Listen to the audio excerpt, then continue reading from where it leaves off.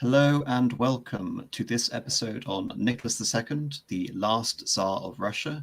Very lucky to be joined by History Bro. How are you doing, sir? I'm very good, thank you. Thanks for asking. Happy to be here. Are you all right this evening? I'm doing fine, thank you, and wonderful to have you on to talk about this topic. I was introduced to your stance on this topic from it was Daughter of Albion's video quite a while back now, where she was discussing did the Romanovs deserve it? I think, in fairness, I'm going to take a much more benign attitude to the Romanovs and ask that rather sort of controversial question. But yes, without further ado, I'll just start off and introduce the topic, if that's all right. So obviously, Tsar Nicholas II is the last Tsar of Russia. He reigns from 1894 until 1917.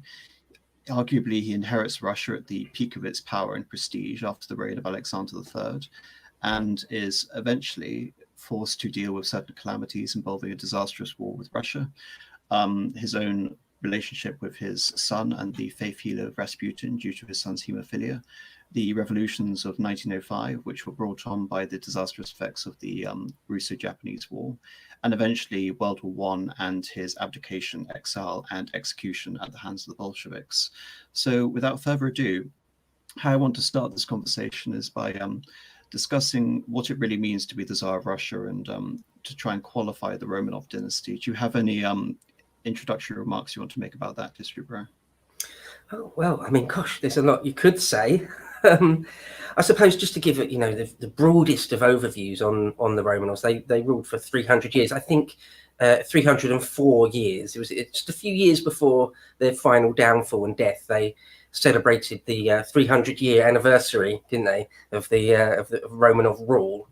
So that gives it some perspective. I mean, not many monarchies in all of history, not many dynasties rather, last for 300 years. I mean, that's quite rare. I know your knowledge of across the entire sweep of at least of European history is really quite thorough. Can you think of many other dynasties that even come close? I mean, 300's a good innings, don't you think? Yes, the Habsburg dynasty lasted longer than that. They lasted from, well, you can say they last from the 1270s all the way up until 1918. But as an imperial dynasty, they last from roughly about 450 years. I mean, in English history, it's quite difficult to qualify, whether we refer to the Plantagenets as a united dynasty or as a series of separate dynasties. If you look at the French royal house, you can say that the entire sort of scope of French history is just the continuation of one dynasty, i.e. the House of Capet, with three separate branches, being the original House of Capet, the House of Valois, and the House of Bourbon, ultimately. And I would actually argue that the preceding dynasty of Russia had a very good innings. It lasted for around 800 years, which was the House of Rurik. So within that grand scheme of things, the Romanov line doesn't seem too long-lived, but nevertheless, I'm putting it against this sort of broad sweep of European history, and 300 years of continuous rule is nevertheless a great achievement.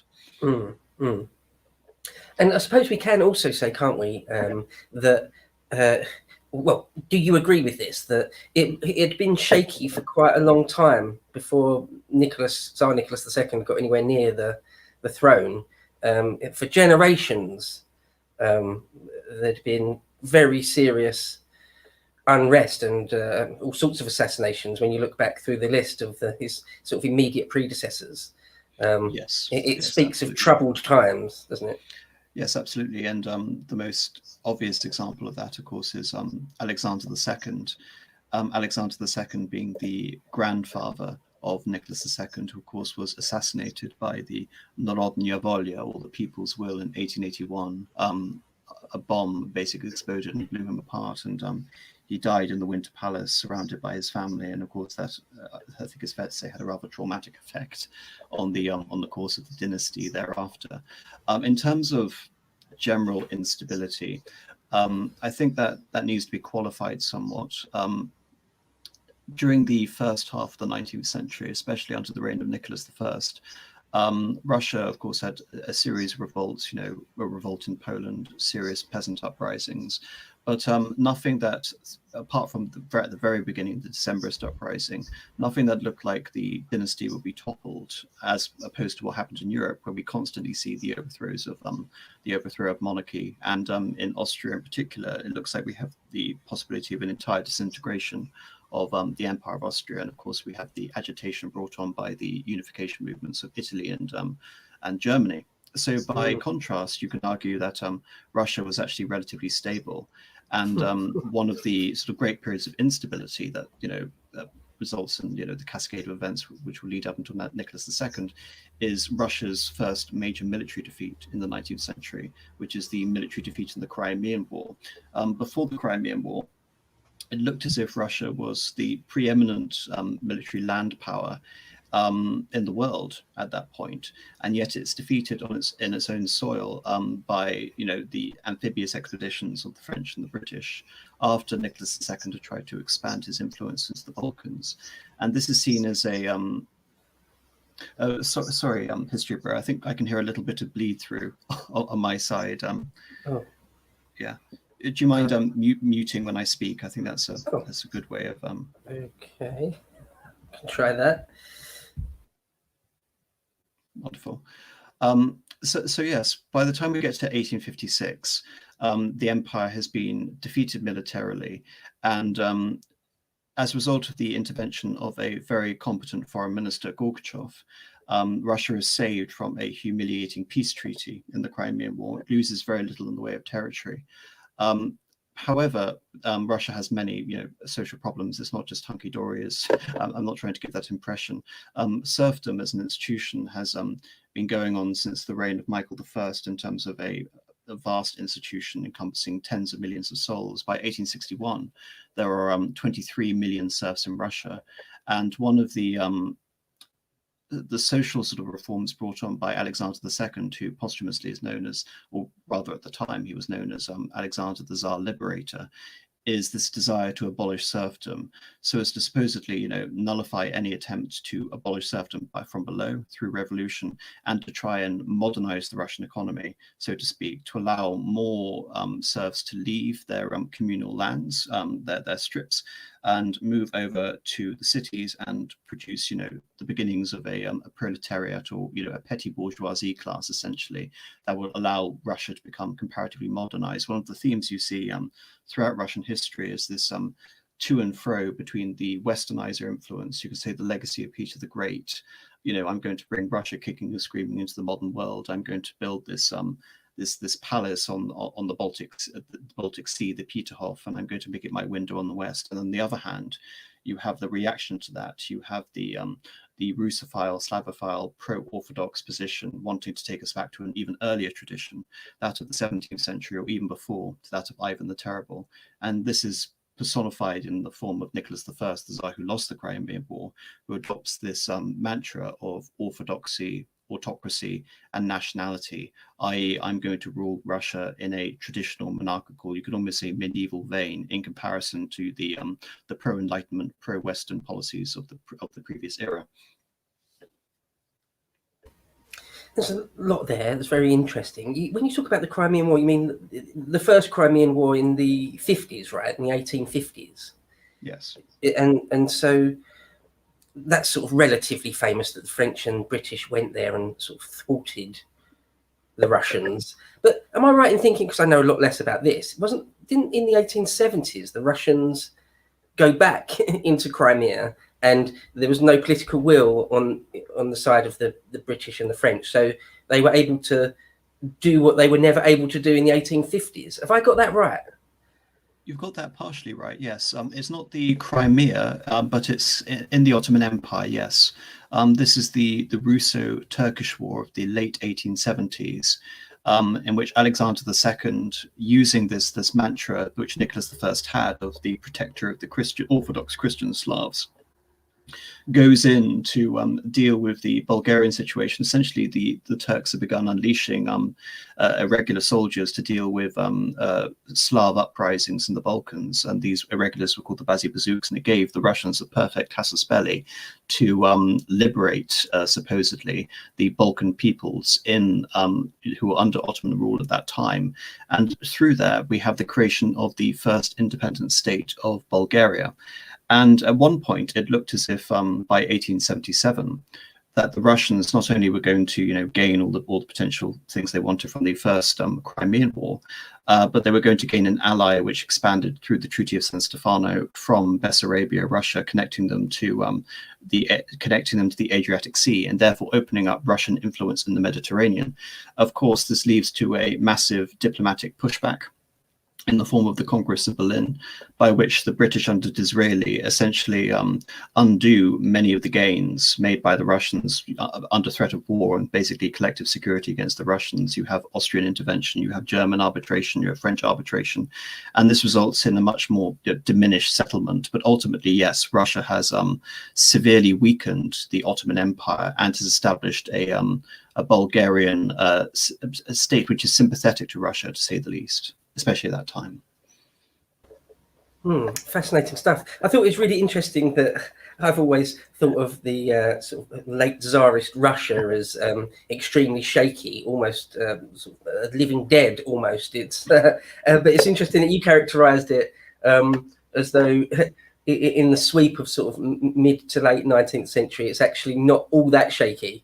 You could point to other big nations that are just as bad in many ways, or even coming into existence. The Germans and the Italians weren't unified until relatively late in the 19th century. So it is interesting to think that it's not necessarily sort of the weak man of Europe, for want of a better expression.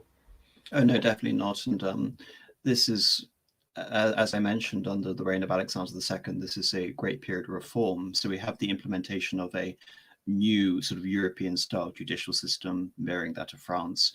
We have the creation of the so-called Zemstvo, or the local governorships established throughout the empire, which have some form of democratic accountability, albeit not at a national level, unlike the Duma we see after 1906. The Jews are given more rights during this period. You have university reform, albeit all of these things are checkered by the various assassination attempts of government ministers. So, for example, the main sort of reforming minister at this time is Dmitry Tolstoy. But there is, of course, an assassination attempt in 1866, which pushes back quite a lot of the impetus for the liberal reforms. However, at the same time, you have this constant policy throughout the 19th century, which is that of so-called Russification, i.e. wanting to assimilate or undermine basically the national aspirations of all of the local peoples within the Russian Empire. So just for context, only about 50% of the population of the Russian Empire were ethnically Russian. Russia was absolutely vast. It included most of Eastern Europe. It included everything from Finland, Poland, to Georgia and Armenia in the south, to eventually under Alexander II to include Turkmenistan, Uzbekistan, Tajikistan, etc., and of course expanding in the east all the way to Korea.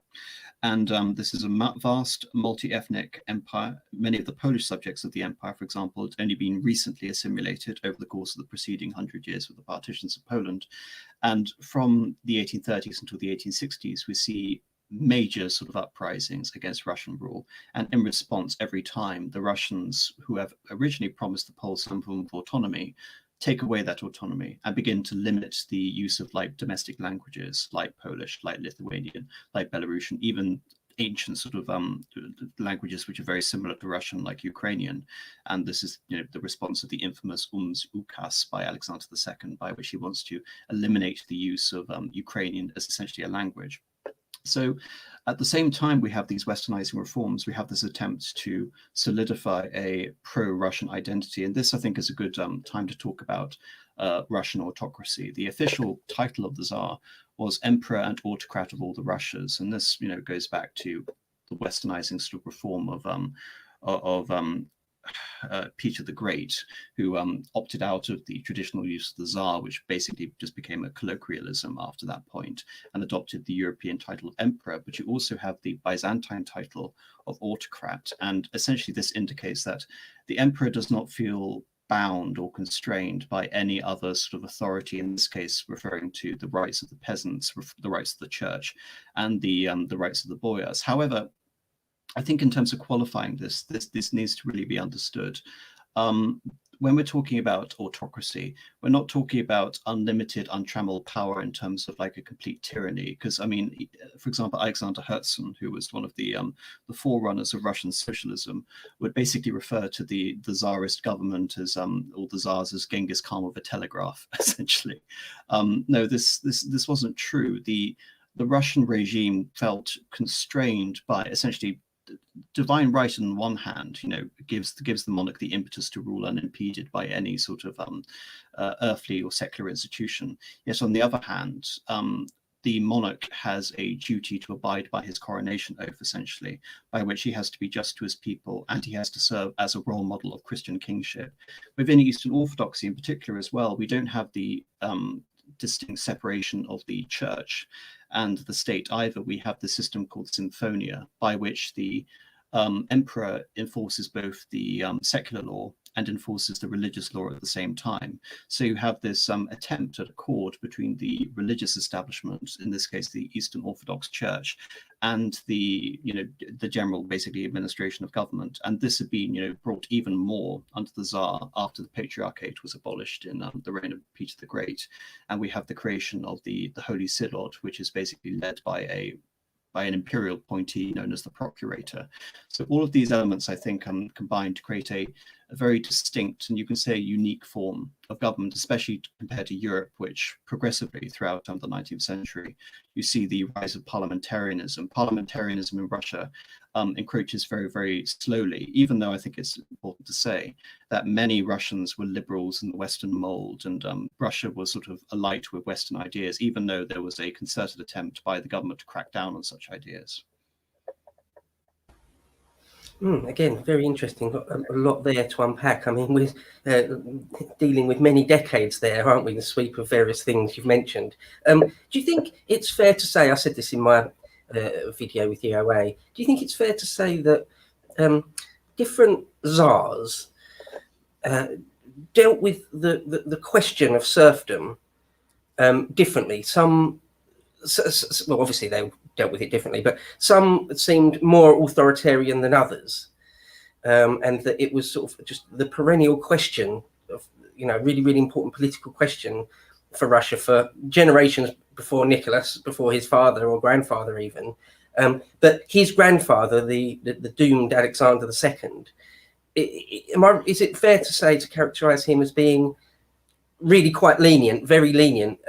Well, you said trying to do away really with serfdom as best he could.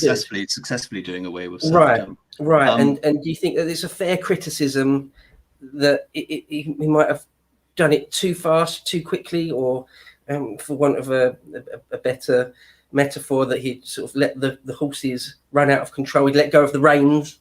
Yes, that's a famous quote, isn't it? That under Peter the Great, the reins of state are held firm, and under Alexander II, the reins have been let loose, and the horse and the carriage are charging out of control. Regarding this, obviously serfdom, you can say, it was almost a uniquely Romanov institution. Unlike in Western Europe, where serfdom has existed for hundreds of years. I mean, my own personal assessment is that you can trace the beginnings of serfdom back to the crisis of the 3rd century in the Roman Empire. Serfdom in Russia occurs much later, and it's very much a state-sanctioned institution from the 17th century onwards, from the reign of Mikhail I. And you mentioned the different policies of the various Tsars. Well, of course, Catherine the Great, one of the most famous of the Tsaristas, comes in and she attempts to abolish serfdom, but then realizes it would make more sense to ally with the nobility and actually sell off serfs to various generals and nobles as essentially prizes. People are basically, as abhorrent as that sounds, they are basically sold off as basically a form of political patronage. And this actually works, ironically, in in the favor of Alexander II, because by the 1860s you have a nobility which is heavily in debt, and many of them are abandoning, the use of their old estates. They're not fulfilling, you can say, this ancient medieval function of the landed gentry, basically, governing his own territory. No, they're coming in to live at the court at St. Petersburg. And as a result, they're accruing massive amounts of debt through, frivolous spending there. And as a result of that, many of the serfs actually were mortgaged to the government to pay for these extravagant lifestyles. So ironically, when Alexander II abolishes serfdom, there is this financial incentive for the nobles, essentially, because they've already basically mortgaged their serfs to the state. So the state is able to do this in the sense which chimes with the nobility at the time, which is also very conservative in the sense that the peasants basically have to pay the price for their own liberation, and this is called the so-called redemption payments. In many cases, these last for 50 years, and it's only under Stolypin, during the reign of Nicholas II, are these redemption payments, reformed, and there is an attempt to, you can say, create a more benevolent system of post-Russian serfdom. But at the same time, I mentioned that one of the incentives was to try and, increase urbanization, because Russia seldom was urbanized at that point. But there is this, you can say, traditional conception of Russian rulership in which the Tsar is allied with the derevnya, or the selo, the village, and the mer, essentially the old communities. These communities are officiated over by a starosta, or an elder, essentially. And then later, during the reign of Alexander III, you have the creation of the land captains, essentially, to try and have some sort of official oversight over these old communities. So it's very complicated, this relationship with serfdom. It continues, you can say, in some form or another after the formal abolition of serfdom, by wanting to wed this, you can say, this agricultural communal identity of what it means to be a Russian peasant with the traditional values of Russian autocracy, essentially. So on the one hand, you can say I actually don't believe that the abolition of serfdom was reckless in that sense. I believe it was actually very in keeping with the conservative mantras of Russia at the time.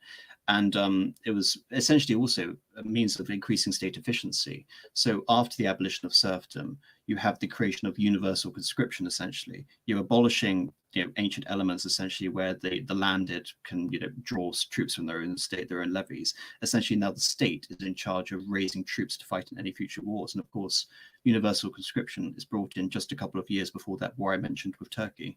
So all of these things, you could say, actually accentuate the power of the state rather than undermine it. So really, the abolition of serfdom is not so simple as an act of pure emancipation. Albeit I've probably been a bit long-winded there in my assessment there. No, it's very interesting, fascinating, really, because I feel like there's certain things in history where something may happen decades before sort of the main event. In this example, probably the main event is the assassination of that entire family, if you want to say that's sort of the main event. And the big, some of the main events that caused that to happen were decades and decades and decades before. It was sort of sown then. And I think that the question of serfdom and how it was dealt with by Nicholas's grandfather is just absolutely key. For example, to understand Maoist China, the Great Leap Forward is the main thing. You could argue, or to understand the Soviets, the Holodomor is one of the sort of key things. And I think the question of serfdom is huge. And would you call it ironic that Alexander II was assassinated, even though he is, well, almost certainly you would say, had been the greatest ally of the sort of common people of Russia, and that he still couldn't escape assassination? Maybe irony isn't really the right word, but how do you feel about that? Do you have a feeling on that?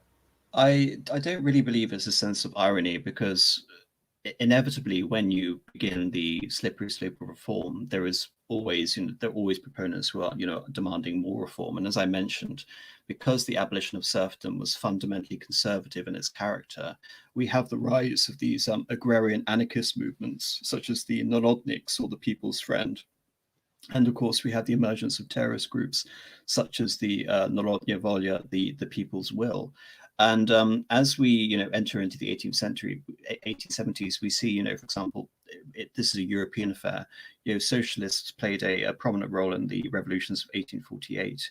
The proto-communists will establish a commune in France in 1871. So Europe is essentially, alight with all these political ideas. And I simply believe that as you're, liberalizing the universities, as you're trying to promote Western-style education, you're at the same time, letting in these ideas essentially.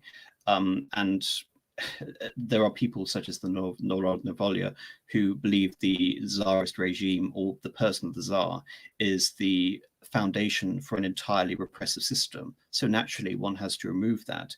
And so I don't necessarily think it's ironic. I think it's almost like the natural consequence of these reforms, that as the Russian state becomes bigger, as all of these ideas are, permitted sway, essentially, you have, greater moments of radicalism. And of course, this leads to a considerable pushback in Russia, because that is very much the view of Konstantin Podonotsev, who was the procurator of the Holy Synod, and you can say is the great eminence behind the rise of Alexander III, because as we've mentioned, Alexander II is assassinated. He's blown up during the early life of Nicholas II, and Alexander III comes in and establishes this manifesto of unshakable autocracy, based on the imitation of the coronation oath of Ivan IV, or Ivan the Terrible, more popularly known, reviving aspects of orthodoxy, autocracy, nationality, dispensing with people like Dmitry Tolstoy, who had been, the indispensable advisor of Alexander II, and trying to roll back these, the powers given to the Zemstvo, or the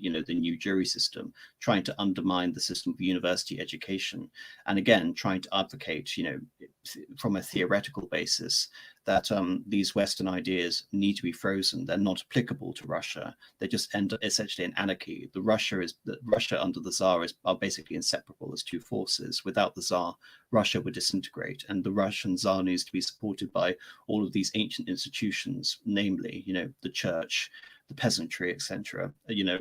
Even Russian identity and Russian culture all need to augment each other in order to prevent basically the collapse of this entire system of not just government but society in general. So this also revolves around increased persecution of the Jews, the Jewish pogroms, etc. And this is where we get to Nicholas the second sort of entering as a character, because after 1881 he becomes Tsarevich. He becomes the heir to the throne.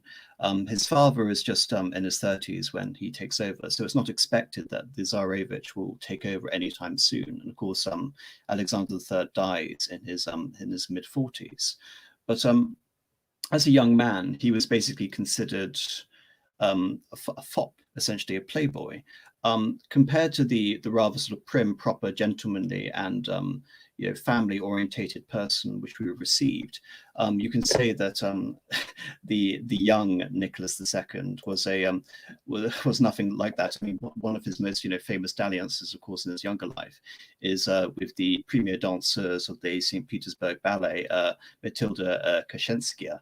So again, this sort of contrasts this adolescent sort of playboyish personality. And again, his father, believed he was utterly irresponsible, completely unprepared to rule, essentially, and was waiting for him to grow up and become a man before he would start allowing him to participate more directly in the functions of the state. And of course, Alexander III believed he had a long time in which he could groom his son effectively to take over. However, in contrast to that, rather than me just saying that, you would expect, there was a great expectation at the time, especially under certain figures like the railway minister, Sergei Witte, that the Tsar would take over and he would be amenable to liberal reform, constitutional reform, like another Alexander II, so to speak. However, the minute he becomes Tsar, there is a petition sent to him by the Zemstvo, all of these little regional councils which I've mentioned, the so-called Tver address. And in that response to that address, Nicholas responds, I am going to hold on to the values of autocracy, unshakable autocracy, as stalwartly as my, dear and late father, essentially. So despite, you can say, the lack of seriousness of the young man, he inherits and is inculcated in this idea of Russian autocracy and this ancient, you can say even sort of early modern or medieval conception of rulership, which is completely at odds with many of the westernizing reformers of the court. And so this I think betrays a fundamentally sort of paradoxical personality in that sense. Of course, We mentioned, his mistress. Of course, during the same time, he gets married to Alex of Hesse-Darmstadt. He'd married, he sort of met Alex first. I think, roughly, 10 years before, in 1884, during the coming of age ceremony for Nicholas when he reached the age of 18. He stayed with the young Alex for a long time, and by 1894, when the issue of marriage comes up, he has set his sights on going and marrying the young German princess. And again, this has to be understood. This is a marriage of love. This wasn't an arranged marriage as we would construe it. His father was very frustrated at the fact that he wanted to marry Alex of Hesse-Darmstadt, partly because in 1894 we have the Russo-French alliance, and any sort of friendly overtures to Germany by a marriage alliance between Germany. Of course, the Kaiser was incredibly enthusiastic, and the Kaiser was a core component of this. Would seem to undermine that alliance, and ideally, Alexander III would have preferred his son to marry a Russian noble. Of course, this didn't happen. And one aspect I'm sure you're familiar with of History Pro is that Alex of Hesse-Darmstadt was a very devout Christian. Of course, she was brought up a Lutheran. And the reason she originally rejected the proposal of the young Tsarevich was because she wouldn't abjure her Lutheran faith and convert to Orthodoxy, which of course was a prerequisite essentially for becoming the heir, a member of the Russian royal family, as her own sister had done when she married the Grand Duke Sergei, the uncle of Nicholas. But of course, the Kaiser supposedly intervenes. He convinces her of her duty essentially to marry to Russia, and she relents, and they marry. And right from the beginning, she, of course, is quite a storm in the sense that she and Nicholas are so determined to marry that they marry just after the funeral arrangements of Alexander III, who dies in 1894. And this is seen as in a rather superstitious country like Russia, this is seen as a bad omen for the beginning of the reign. The fact they're not observing the traditional period of mourning, whereby the Empress, Alex, would go back to Germany. She would wait a year or so, then come back after the appropriate period of mourning had taken place, and then she would get married. And these sort of moments of, you can say, bad luck, such as the coronation ceremony, I'll get to it here. But before I get onto that, I've been talking for quite a long time. History Bros, anything you want to say? Yeah, no, there's a few things in there. It's great stuff. I really am learning a couple of things. I knew that she was not Orthodox, yet really quite devout Christian. I didn't know she was a Lutheran, though. So that's interesting. And of course, yeah, it's an actual legal requirement to be Orthodox if you're going to be the Queen of Russia. So that's very interesting. And the other thing I thought that was really quite interesting, which I was only really vaguely aware of, I didn't really realise to this extent, was how much of a playboy old Nicky was before he got married. I knew that he wasn't entirely chaste.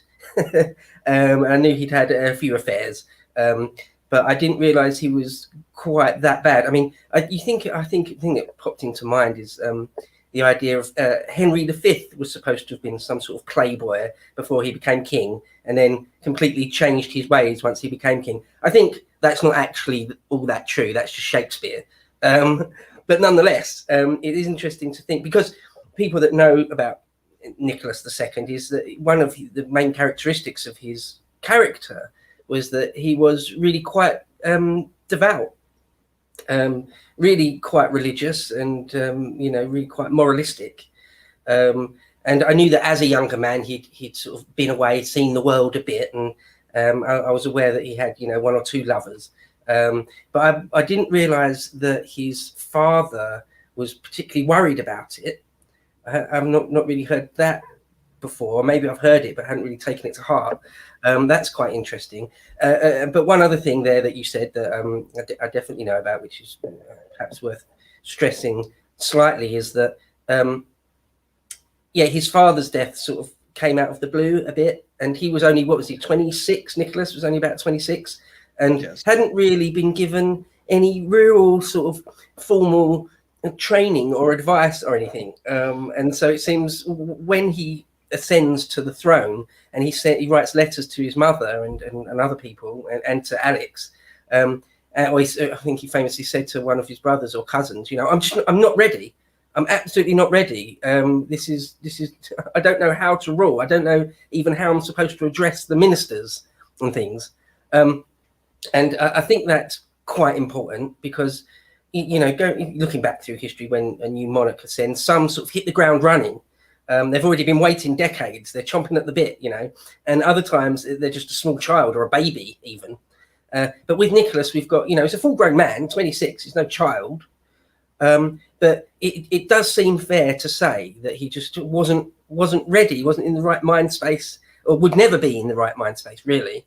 And that, I mean, who is it? Massey calls him just a child. Even when he's in his 40s and 50s, he's still sort of like a bit of a child in some ways. Do you think any of that rings true? Do you think it's fair to say that he was completely unprepared for that top job? Well, again, I think this speaks to the paradoxical nature of his personality. On the one hand, like I said, he was incredibly aware and conscious of his prerogatives of a ruler, i.e. maintaining this form of rule which had been established by his father and by his great-grandfather, that of Nicholas I, his namesake.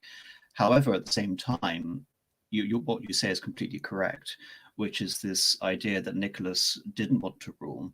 He wasn't chomping at the bit to become Tsar. He was expecting his father to reign for decades, essentially, and it was very much the expectation of the previous Tsar, Alexander III, to groom his son, you know, to take you know, to the throne in 10, 20, 30 years' time, essentially.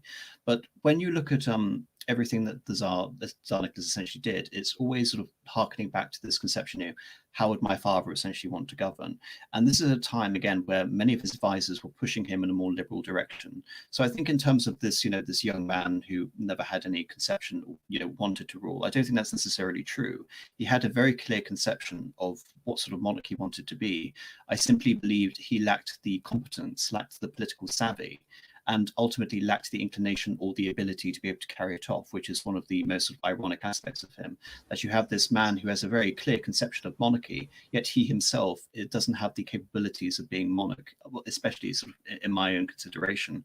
Because if you're not sort of capable by 26, I mean, for example, his contemporary, the Kaiser, became the ruler, you know, in his early 30s, and he was, you know, chomping at the bit and had all these grand conceptions of what he wanted to do upon, you know, becoming Kaiser. You know, Franz Joseph of Austria became the emperor at the age of 18, and he immediately had to fight a war for the survival of his state, a war which he won.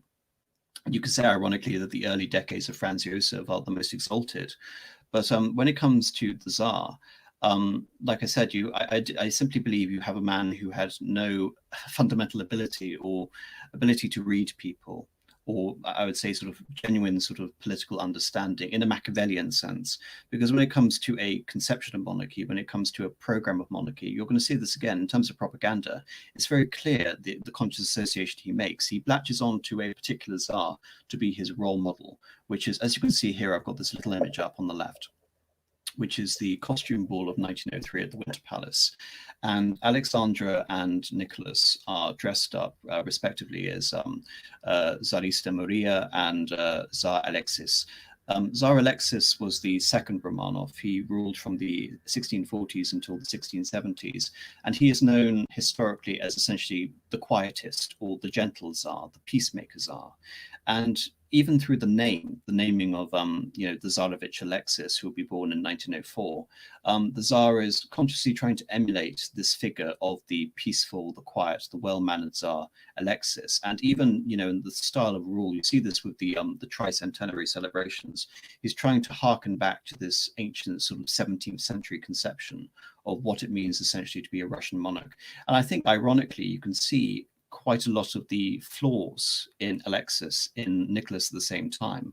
This overall commitment to peace, but as we're going to see, this general propensity to essentially blunder or, you know, incorrectly maneuver into a warlike situation, and then for Russia, you know, to be devastated as a result of it. You know, you see almost the exact same scenarios, this constant instability throughout the reign of Alexis, dealing with all these social upheavals, this reliance on unpopular and corrupt ministers, in the case of Alexis, like Boris Mazarov, but also this desire to have a genuine Christian revival throughout the empire at the same time.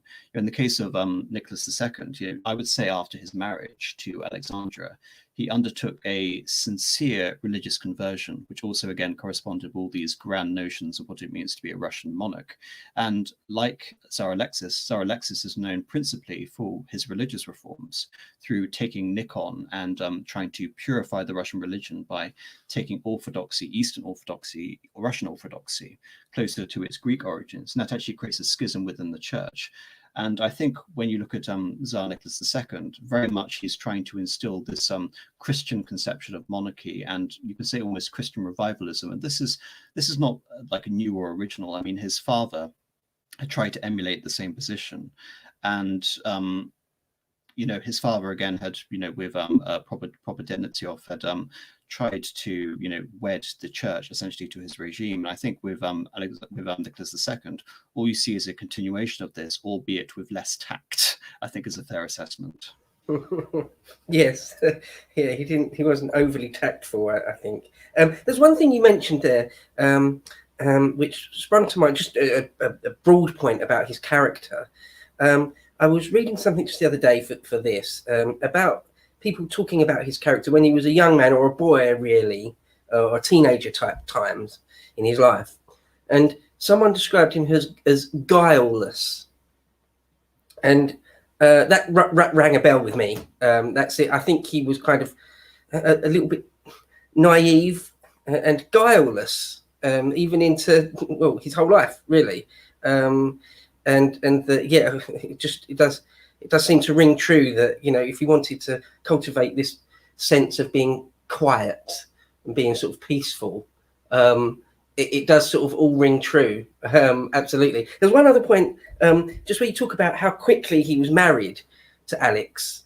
I feel like it's something of a shotgun marriage, sort of try to marry as quickly as possible, because if his father's death was unexpected, I can't remember what he died of. Did he have a heart attack or something? It was very quick, wasn't it? His father said, I can't quite remember off the top of my head. Yeah, it was something like that. He wasn't expected to die. He hadn't been ill for a long time or anything like that. And he suddenly sort of dies out of nowhere. And so, ideally, you really want the Tsar to already be married and have children, really, don't you? That's sort of the ideal situation. There's sort of most documentaries you see, or if you read a book about this, there's one of the famous lines that quite often gets trotted out, is that Alexandra is supposed to have said that her marriage felt like just a continuation of the sort of funeral of the late Tsar, just carrying on. Because like you said, it was like 1 week later or something they got married, and it wasn't with huge amounts of pomp and ceremony. It was sort of, as far as a Romanov wedding goes, it was low key. Of course, it's not really low key as far as normal people like you or I are concerned, but relatively speaking. So it feels like to me, what do you think?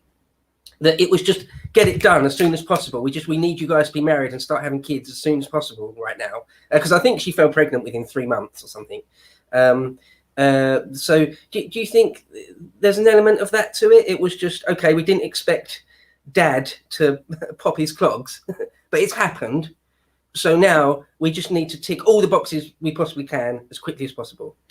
Yes, my assumption is that rather than this being a thing imposed on the young couple, rather I think the establishment at the time, even Alexandra's older sister, who became the Duchess Sergei, resisted this bitterly due to the effective protocols of how to observe a proper funeral. And this was, going against all those protocols. To my mind, it was done on the initiative of Alexandra and Nicholas, simply because they had made a commitment to each other. They had undergone essentially this deeper inner conversion, and they very, very vehemently believed that they had become dependent on one another. And Alexandra believed in abandoning the Tsar, to essentially go back to Germany before the effective protocols could be arranged for their marriage, a year later. She would have essentially been abandoning him at his weakest time. So I think it was actually a moment of love conquers all, rather than it was a moment of, you can say, a shotgun wedding, where there was this expectation that in order to ensure some form of stability, i.e. you mentioned, finding an heir, for example, to the throne. I mean, the Romanov dynasty had so many princes at this time. Even if Nicholas, something befell him, one of his younger brothers would have taken over. In this case, it would have been Prince George, because he hadn't died at this point. So I do think, again, this betrays an aspect of his personality, which is this is a relationship founded on love, and they are going to remain deeply committed to each other politically and personally right up until their deaths.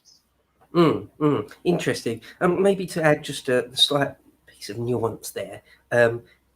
There's no doubt in my mind, or in anyone's mind, really, anyone that looks at the sources, that they genuinely loved each other, had deep affection for each other. No doubt about that. But it's also a political marriage as well, isn't it? I mean, you mentioned before that ideally they would have wanted him to marry some sort of Russian noblewoman, some sort of Russian princess or someone around there. But nonetheless, short of that, he was required to marry someone of sort of royal stock, right? And she was certainly that. I mean, she was a sort of a German princess, but was very close to even Queen Victoria. Apparently, she spent a lot of time. She was English speaking, spent a lot of time in her childhood in England, and I've heard it said that she was Queen Victoria's favourite granddaughter. Is that right? Yes. But and that she was very sort of prim, sort of quite prim and proper, and didn't really have much of a sense of humour.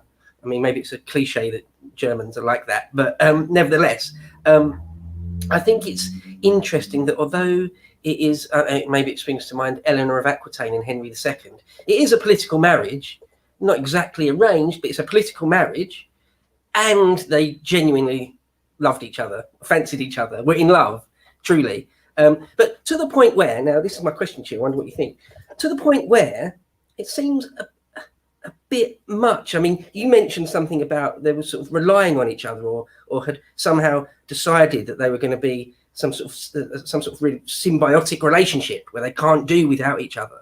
And because, of course, we've got lots and lots and lots of letters, hundreds of letters that they sent to each other whenever they were apart, which is relatively often, with their jobs, that they would write to each other every single day, maybe more than once a day. And most of them survived, nearly all of them survived. The Bolsheviks didn't decide to destroy those. So we've got literally hundreds of letters they sent to each other.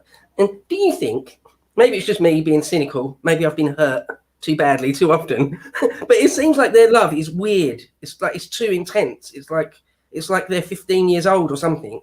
Like loads and loads of nicknames for each other, and just sentences and sentences of how much they miss each other and love each other. These are two people that have been, some of these letters, the later ones, they've been married for decades. Okay, and I don't know, maybe it's just me. How do you feel about it? It just seems too intense. But maybe that's just my cynical 21st century view of it. What do you think?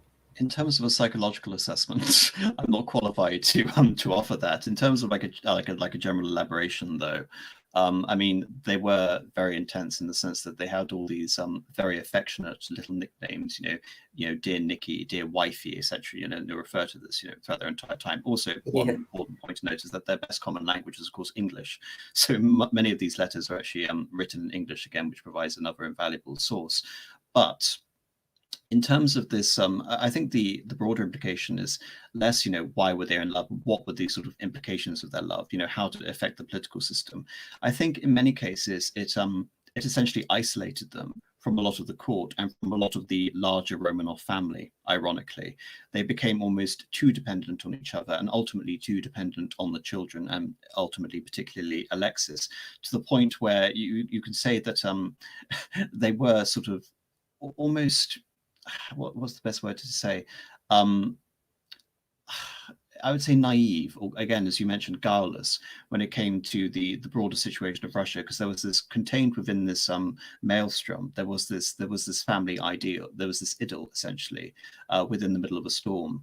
And even towards the end, the family maintains its unity, and right up to the end, one of the last things that Nicholas says, according to his executioners, is what, as if he's surprised by the fact he's going to be executed. And I think that sort of, to me, sort of reeks of like an archetypal tragedy, that there is this you can say idyllic family situation in the middle of this ultimately sort of revolutionary tumult. And of course, this was a political partnership. This was a personal partnership. They would, for example, come up with their own sort of political solution. In many cases, was to pray. They were, devoutly orthodox. And this brings me on to the point I really want to talk about, which is the first major disaster of the reign, which is the 1896 Kotnik field tragedy. Just after the coronation, hundreds of thousands of people had convened around the Moscow Kremlin, and hundreds of thousands of people gathered essentially to get free knickknacks and commemoration items for the coronation. And after a rumor went around that there was a limit on these commemorative gifts, this caused a stampede that killed 1,400 people. And worse than that, Nicholas II, rather than immediately going and making a PR stunt, essentially, showing his consideration for the victims, attends an embassy with his wife at the French embassy ball. Of course, Nicholas believed that he had an obligation to go to that ball. But again, I think this speaks to the ultimate guileless. And of course, before then, during the crisis, Nicholas and Alexandra had spent hours and hours within prayer. That was their own conception of how to do things, essentially. We are dedicated to the Russian nation. I am wedded to the Russian nation because of this coronation.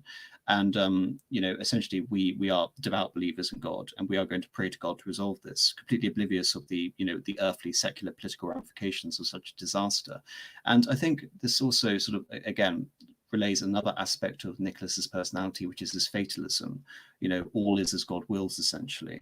And I think, a lot of people, especially when, for example, he hears the news of the loss at the Battle of Tsushima, take it as essentially meaning that he's some sort of, aloof tyrant, essentially. The fact that he, accepts all of this and he's so unmoved by all of it. He's not driven to sort of energy or motion, essentially, by it. There is this fatalism that regards all his actions. But I think, again, you could say it's an extension of a man who has this devout understanding of his relationship with God, essentially, and is, because of, again, you can say, this isolated family situation, immune from many of the political ramifications, or even the understanding of the implications of his actions. I mean, I also don't believe that this is just a thing relating to him and his wife either. I believe this is the sort of environment in which he was brought up. I mean, after the assassination of Alexander II, he, originally having been brought up in Tsarskoye Selo, the Catherine Palace, the Tsar's village, he and his family moved to Gatchina Palace, which was one of the very few palaces that Alexander III actually had outfitted with electricity.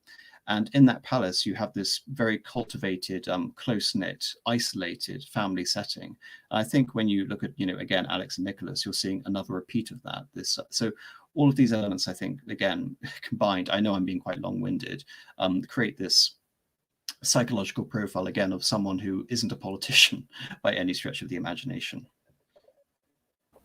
Yeah, no, absolutely. He's not really cut out for almost any of the roles, because you have to wear many hats as a Tsar. It's not just one thing. It's not just like the Queen, our Queen today, who gets trotted out for state occasions, and it's all been done many, many times before. You'd have to have all sorts of interpersonal skills to be a good Tsar, I think. And he seemed to have very, very few of them. Another thing I remember Robert Massey saying, I think it was Massey, saying that Nicholas was one of those classic examples of whoever the last most convincing counselor or advisor he saw, he just parroted their opinion. Now, that's terrible in an autocracy, right? When you've got an absolute monarchy or near absolute monarchy, when you've got some type of autocracy, the guy at the top, the guy sitting at the very pinnacle of that, if he hasn't got a sort of a clear mind, his own mind, hasn't got a strong personality of his own, for better or worse, that's terrible. That's really terrible, because it's going to be only a matter of time before things just sort of start falling apart.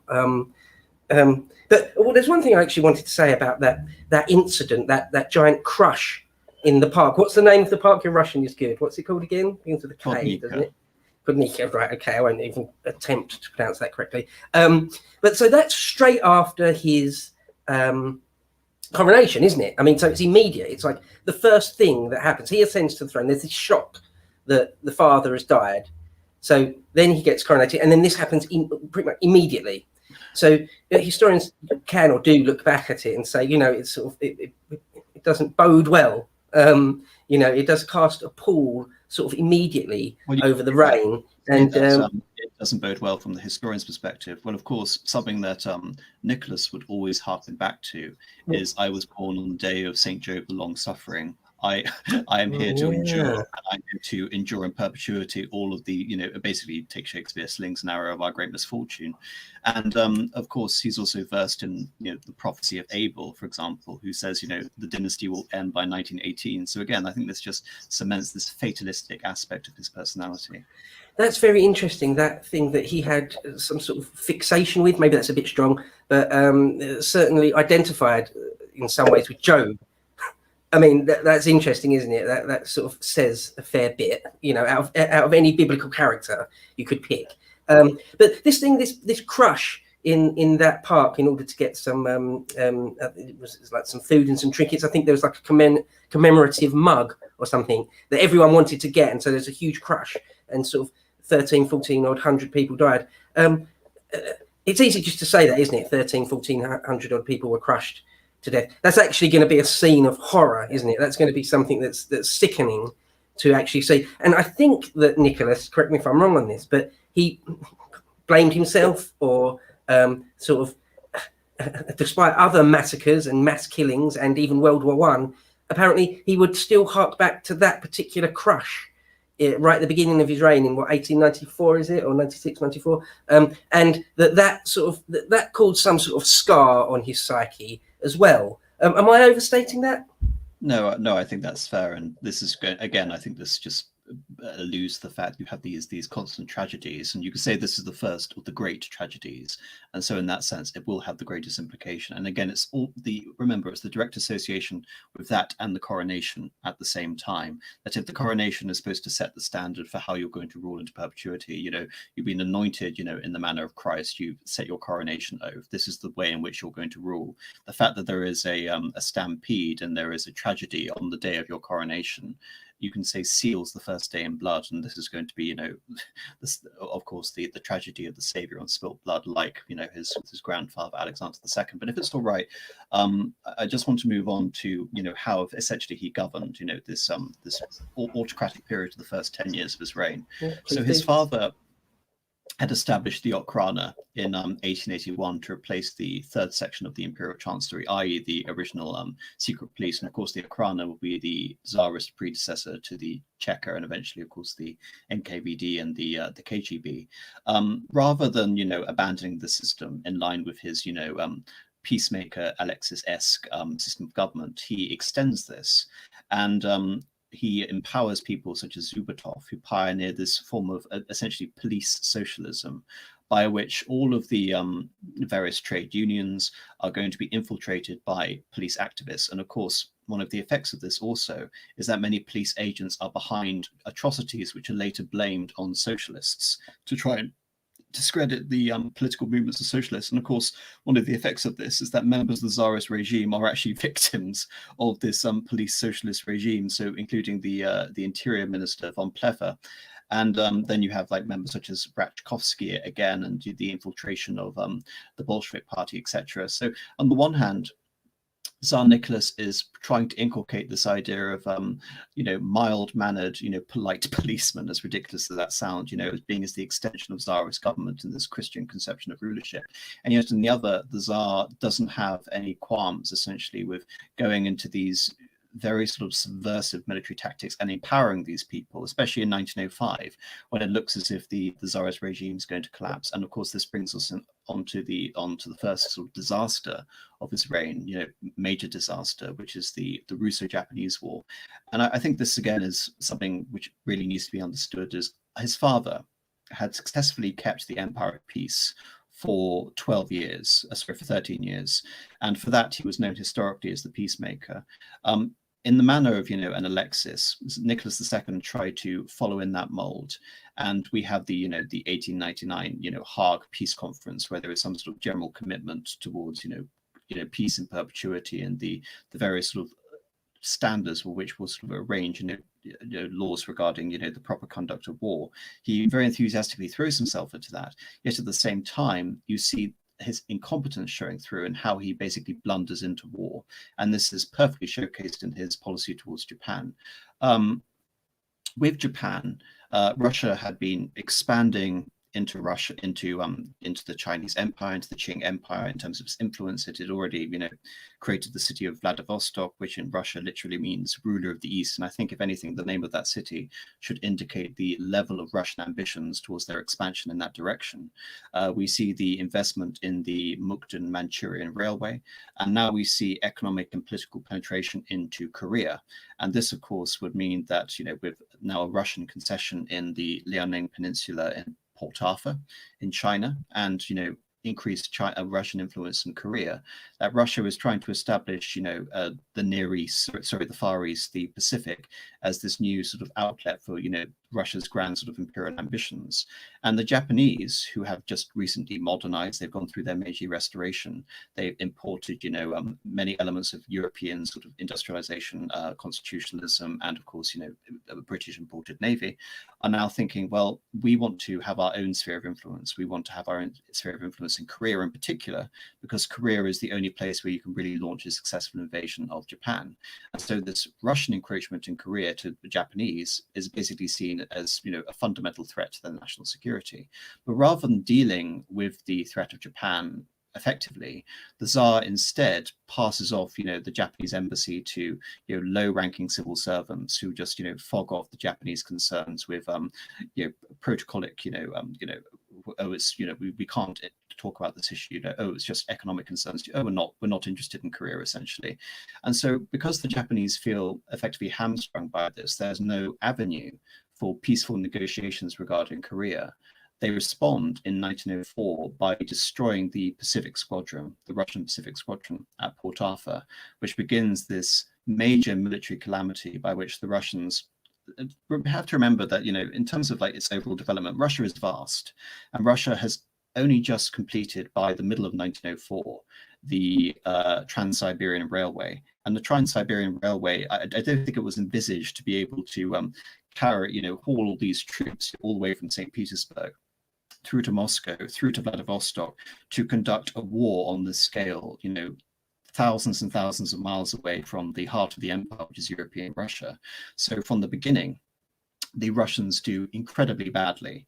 And to make matters worse, they then, in response to the loss of the Pacific Squadron, send the Baltic Sea Fleet around a 6-month journey around the Cape of Good Hope. Of course, the British are allied to the Japanese. They don't allow them access to the Suez Canal. And within hours of entering Japanese waters, the Strait of Tsushima, the entire Baltic fleet is sunk. And this is, you could say, one of the worst military disasters in Russian history. And this acts as the impetus for the Kronstadt mutiny, the mutiny of Russian sailors in the capital. And at the same time, this is on the 22nd of January 1905, a police informant leads a pro-Tsarist delegation to the Winter Palace to try and arrange for better, working conditions for the St. Petersburg proletariat. And rather than, this speaks to his guilelessness and his incompetence regarding tact. Nicholas II is aware of this because the leader is a police informant, Father Gapon, and he is recommended by his interior minister to be at the Winter Palace in Moscow, because of course he's not living in the Winter Palace. He's living in Tsarskoye Selo outside the city, to receive this petition and make a show of it, essentially. These are my loyal, petitioners coming, and I will, of course, I'm concerned with the condition of the working man. Nicholas refuses to do so, and makes the issue worse by sending in the cavalry. And he believes the cavalry will be there to prevent a possible massacre. And of course, without his direct oversight, and essentially the cavalry being spooked by the size of the crowd, there is a impromptu cavalry charge into the crowd, and this is the Bloody Sunday Massacre, essentially, all of which could have been avoided, and combined with the disastrous war against Japan, acts as the perfect catalyst to, allow for this revolution of 1905, in which the Tsar's response is to combine, political reforms at home with this, you can see military response and police response, bringing in hardliners such as Trepov and Rachkovsky to, try and undermine and, remove the protesters, bring in, loyalist peasant gangs such as the Black Hundreds to root out revolutionary action, whilst at the same time trying to establish a makeshift constitution. And people such as Goromenkin and Segevita are very enthusiastic about this. They believe this is Russia taking a constitutional course, kind of like Britain, or if not Germany or Austria. And it's very clear right from the beginning of the fundamental law of the new Russian state in 1906 that the Tsar, at his first summons to this new Duma, promulgates that he intends to defend Russian autocracy, absolutely, and he intends to pass it unbroken to his son. So right from the beginning, you can see that this Duma, as envisaged, is not a new conception of monarchy or constitutional rule. Rather, it's a temporary measure by which the Tsar will pacify the remnants of this revolution, essentially. At the same time, he'll be working consistently to undermine it. Yes, very, very interesting. So there's a few things to unpack, a few events happened almost on top of each other, didn't they, there in 1905? Sort of a big year. And I think it's totally fair to say that the monarchy survived by the skin of its teeth there. It seems extremely close to being toppled in 1905. But first of all, then the war with Japan. That's really is a turn up for the books, isn't it? That one. I mean, the Japanese had been furiously trying to modernize over the last few decades. And you said the adoration of the Magi there, a completely different thing. That, but the fact that you mentioned there that they'd been working very closely with the British in order to modernize their navy. Not just sort of designs of ships, but how officers conduct themselves and things. Because, of course, the Royal Navy was the best of the best at the time. There's no one better to sort of learn from, I suppose. And so when they do have their, when it does come to blows with the Russian fleets, it's still a turn up for the books that they annihilate them, really. I mean, it's a complete win, isn't it? The Russians have to sign really a fairly humiliating treaty at the end of that. There's no doubt that the Japanese decisively won there. Yes, the Treaty of Portsmouth is you can say, given how decisively the Japanese won that war, it was actually quite a slap in the face of the Japanese. There were actually riots at home in Japan once the Treaty of Portsmouth, which was, again, it was I did not know that. Because territorially, the Japanese only gained South Sakhalin from the Russians, which is the furthest eastern island. Well, not the furthest east, but it's just east of Vladivostok. And the Japanese were hoping for at least the entire island, and they were hoping for the instant annexation of Korea, which doesn't happen for another 5 years. All of these things were delayed. However, the ultimate implications of this treaty are that Russia loses Port Arthur, Russia loses influence over Manchuria and over Korea, and loses this tiny territorial concession in Sakhalin. But the Japanese at home, considering the scale of their victory, and given the fact, again, they had defeated one of the European great powers, this is nothing compared to the defeat of the Crimean War, in which the Russians lost against the two leading European powers other than itself. This is now losing against a third-tier power, which only 40 years before didn't have a navy at all to speak of beyond, wooden ships. Now they are defeating the navy of Peter the Great, which had been established, some 200 years before. This is a complete, unambiguous disaster. And the conception, of course, within the Western media at that time was that the Tsar had, destroyed his prestige, and that he was also a tyrant, combining that with the Bloody Sunday Massacre. Even as I mentioned, that wasn't intentional malice, that was just incompetence. Yeah, that's interesting. So, I mean, I suppose, I hadn't really thought about how differently that the piece was considered on different sides. But certainly, at least then, from the Russian side, it was humiliating, you know, a Yes.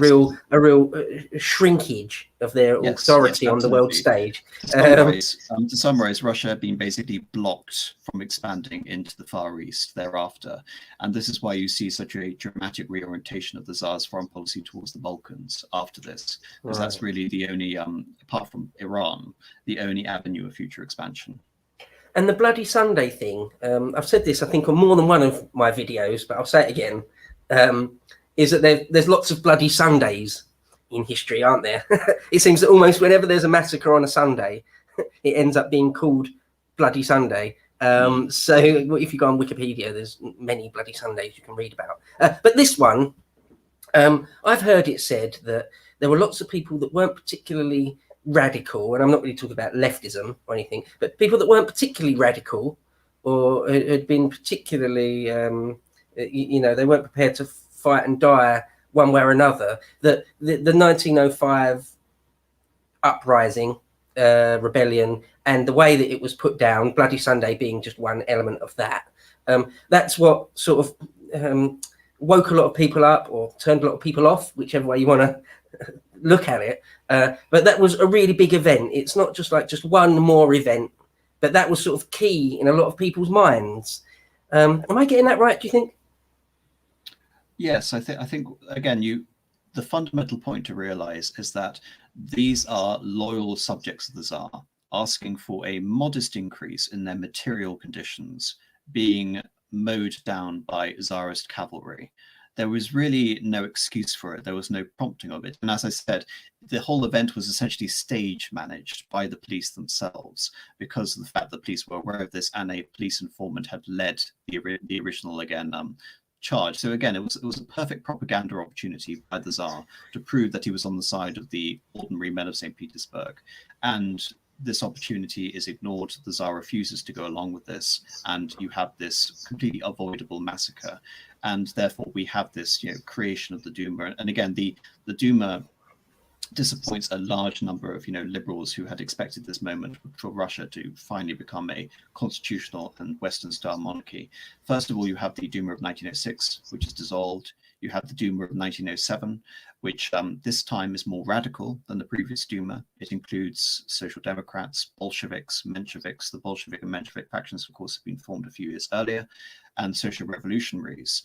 And in response to this, rather than deal with this new Duma, the Tsar boycotts it again, and he appoints, as you can see on the right-hand side, Peter Stolypin, who was one of the few governors to actually deal with the revolution effectively in his own province, to become the new chairman of the Council of Ministers, or effectively the prime minister of the Russian Empire.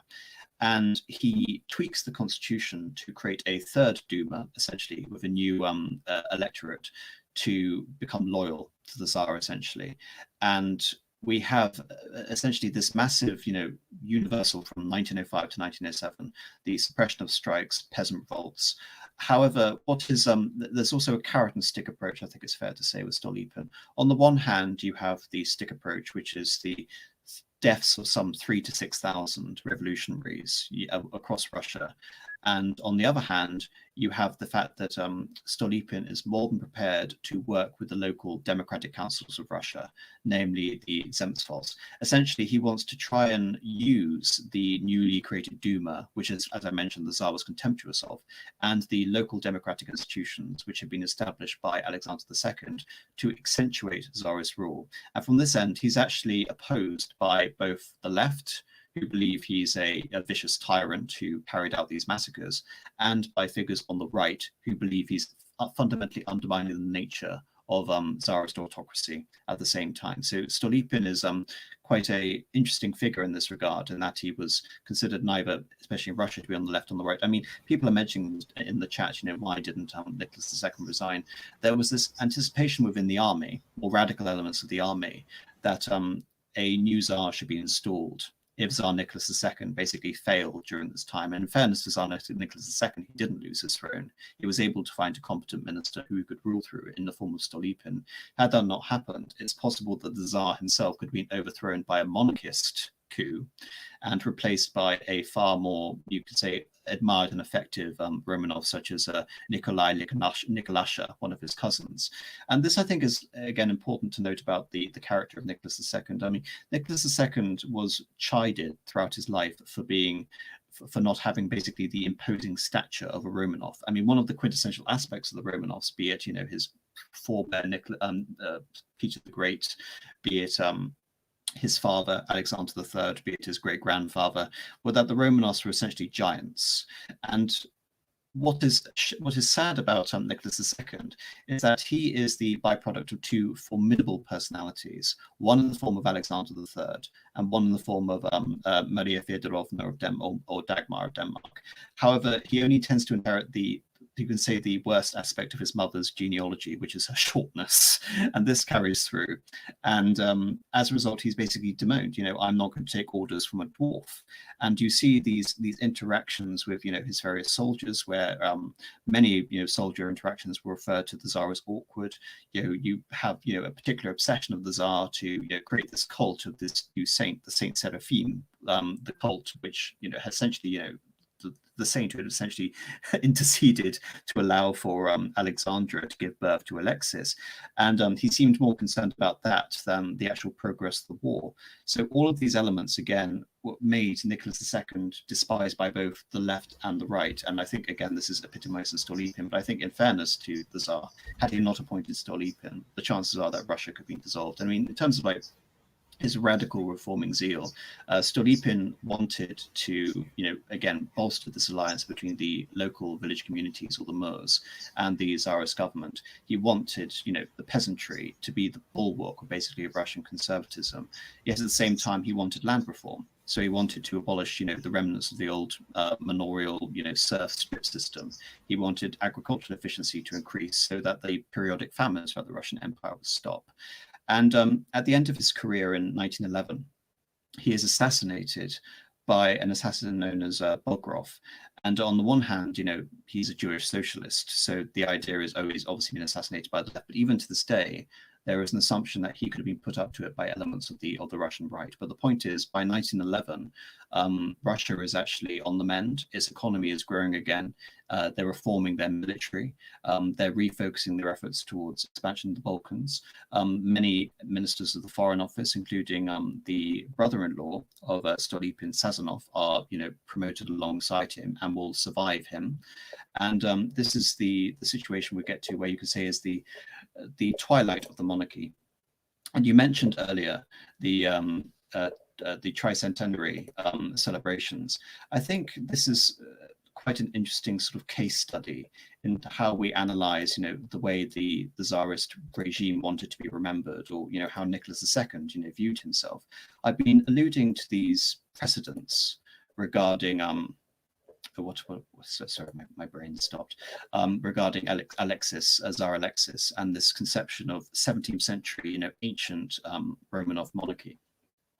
Well, the desired sort of tour of the tricentenary is actually imitating Tsar Michael I, the first Romanov, by which the Tsar goes around to the old Principality of Muscovy, and he visits all the towns which Tsar Michael had originally done in the early 17th century. And throughout, there's this creation of the cult of one Ivan Susanin. Ivan Susanin had been a local peasant who, during the time of troubles, had saved the life of Tsar Michael. And the conscious, you can say, the creation of the cult of Ivan Susanin is this idea of creating this, as I mentioned with Stolypin, this alliance between the rural sort of honest peasant and the Tsar, the fact that they are natural allies in this. And at the same time, we have, the Alarus period in Russian culture. We have the rise of the Five. We have the rise of Modus Mussorgsky. We have the rise of Glinka. And coinciding with all of these tours, throughout virtually all of Russia, we have the playing of Glinka's A Life for the Tsar, which is basically modeled on the character of Ivan Susanin. So this idea, again, that the Russian emperor is trying to harken back to this ancient conception established by Alexis and established by Mikhail, is everywhere present when you look at the tricentenary performances. I mean, basically, it's a huge public display of propaganda, again, trying to solidify the idea in people's minds that the dynasty is strong. And despite the setbacks of the 1905 revolution, despite the setbacks of the Russo Japanese War, the Tsar essentially is going to cultivate this ancient orthodox relationship with his people, by which he is their protector. And you see, again with Rasputin later on, the Tsar wanting to be loved is basically the little father. The little father was one of his favorite characteristics, or, in Russian, batushka, which just essentially means father. All of these little elements were cultivated here. And I think when you look at the tricentenary, it's the culmination of all of these aspects of how the Tsar wanted to be viewed in one single event. Interesting, very interesting. I mean, just a very broad question. I mean, I wonder if you think if World War One had somehow never happened, whether he would have never been dethroned. But it's interesting, the thing you say about him being short. It's funny how often that comes up when you do hear of accounts of particularly soldiers.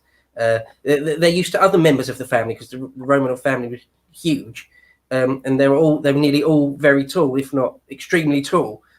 And so to find that the Tsar himself is actually really quite small. I can't remember what his actual height was, but it was sort of below average. Yeah. Right. Okay. So it's a little below average. I mean, he's not an absolute midget, but that's short, really, isn't it? 5'6". I mean, so yeah, that is interesting. That he was sort of physically small and sort of small of character, I think. And I don't mean that in a massively disparaging way. It just seems to be the case.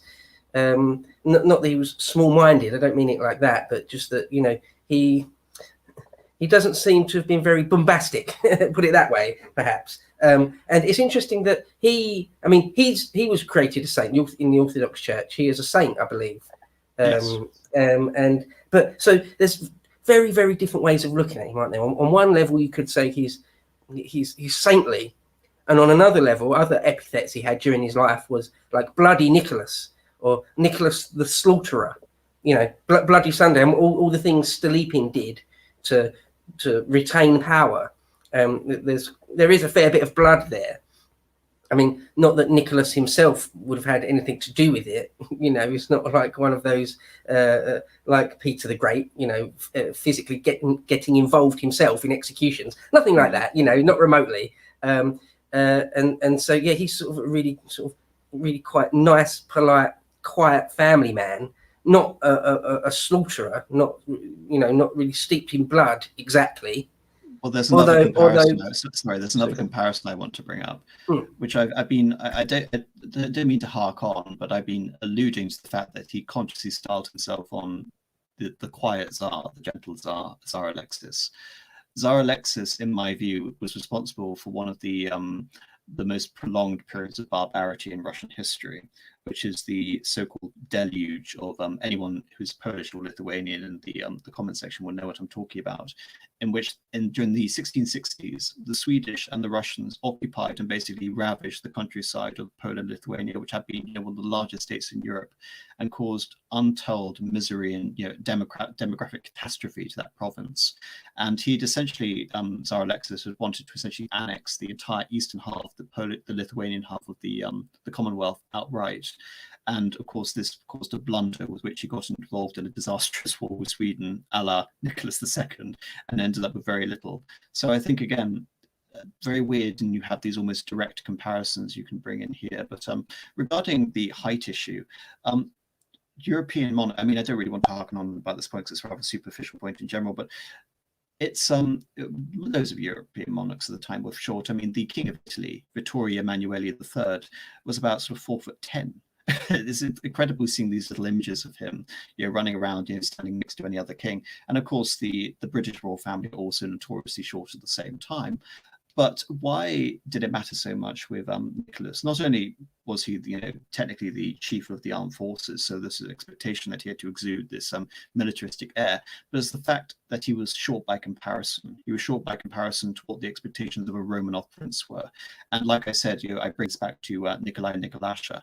Nikolai was essentially the Romanov ideal personified, this great sort of bombastic militaristic figure who was seen as an alternative Tsar, if ever Tsar Nicholas II essentially wavered. And in comparison to that, of course, Nikolasha will be the first commander-in-chief of the Russian armies during World War I, before he's replaced in 1915.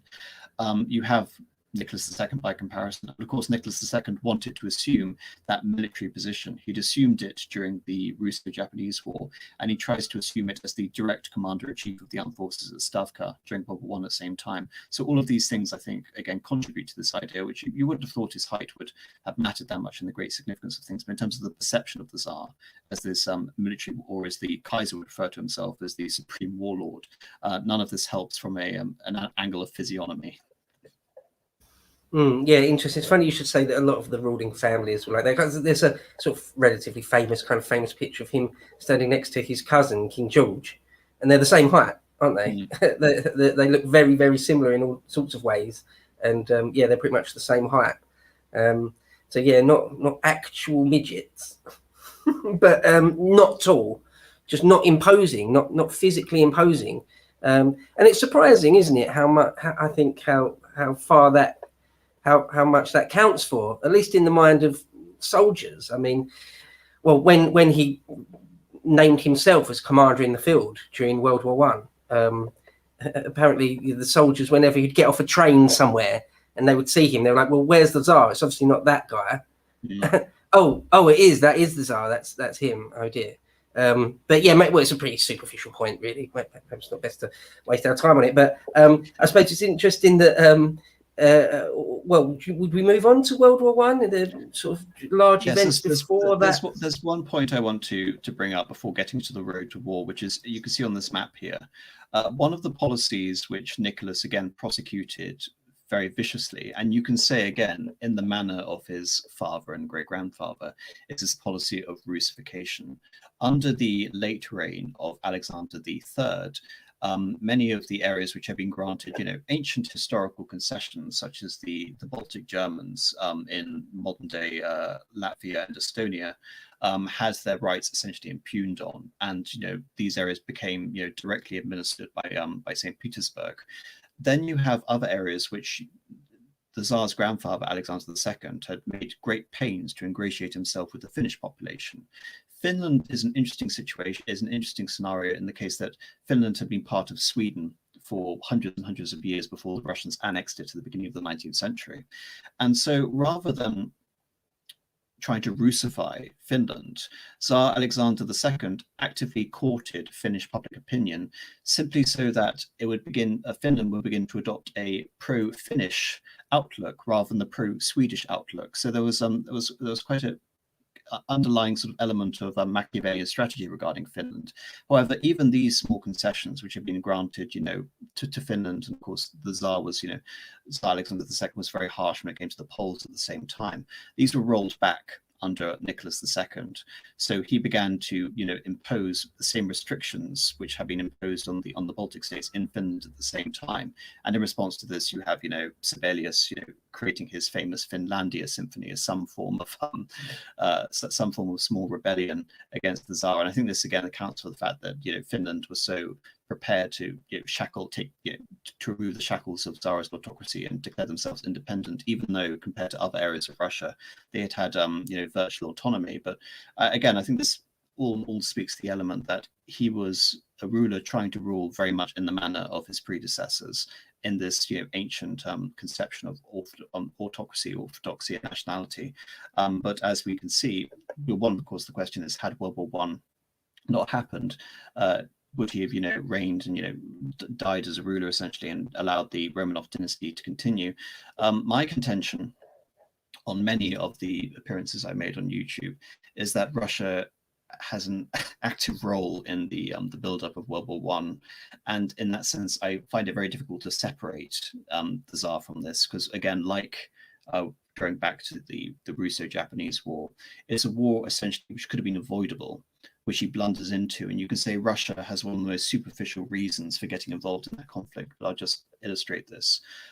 As I mentioned, with the Russo-Japanese War, Russia had been locked out of influence in the Far East. Now it was Japan's domain, essentially, in competition with Britain, which had, Japan had tried to ameliorate that by making Britain its ally.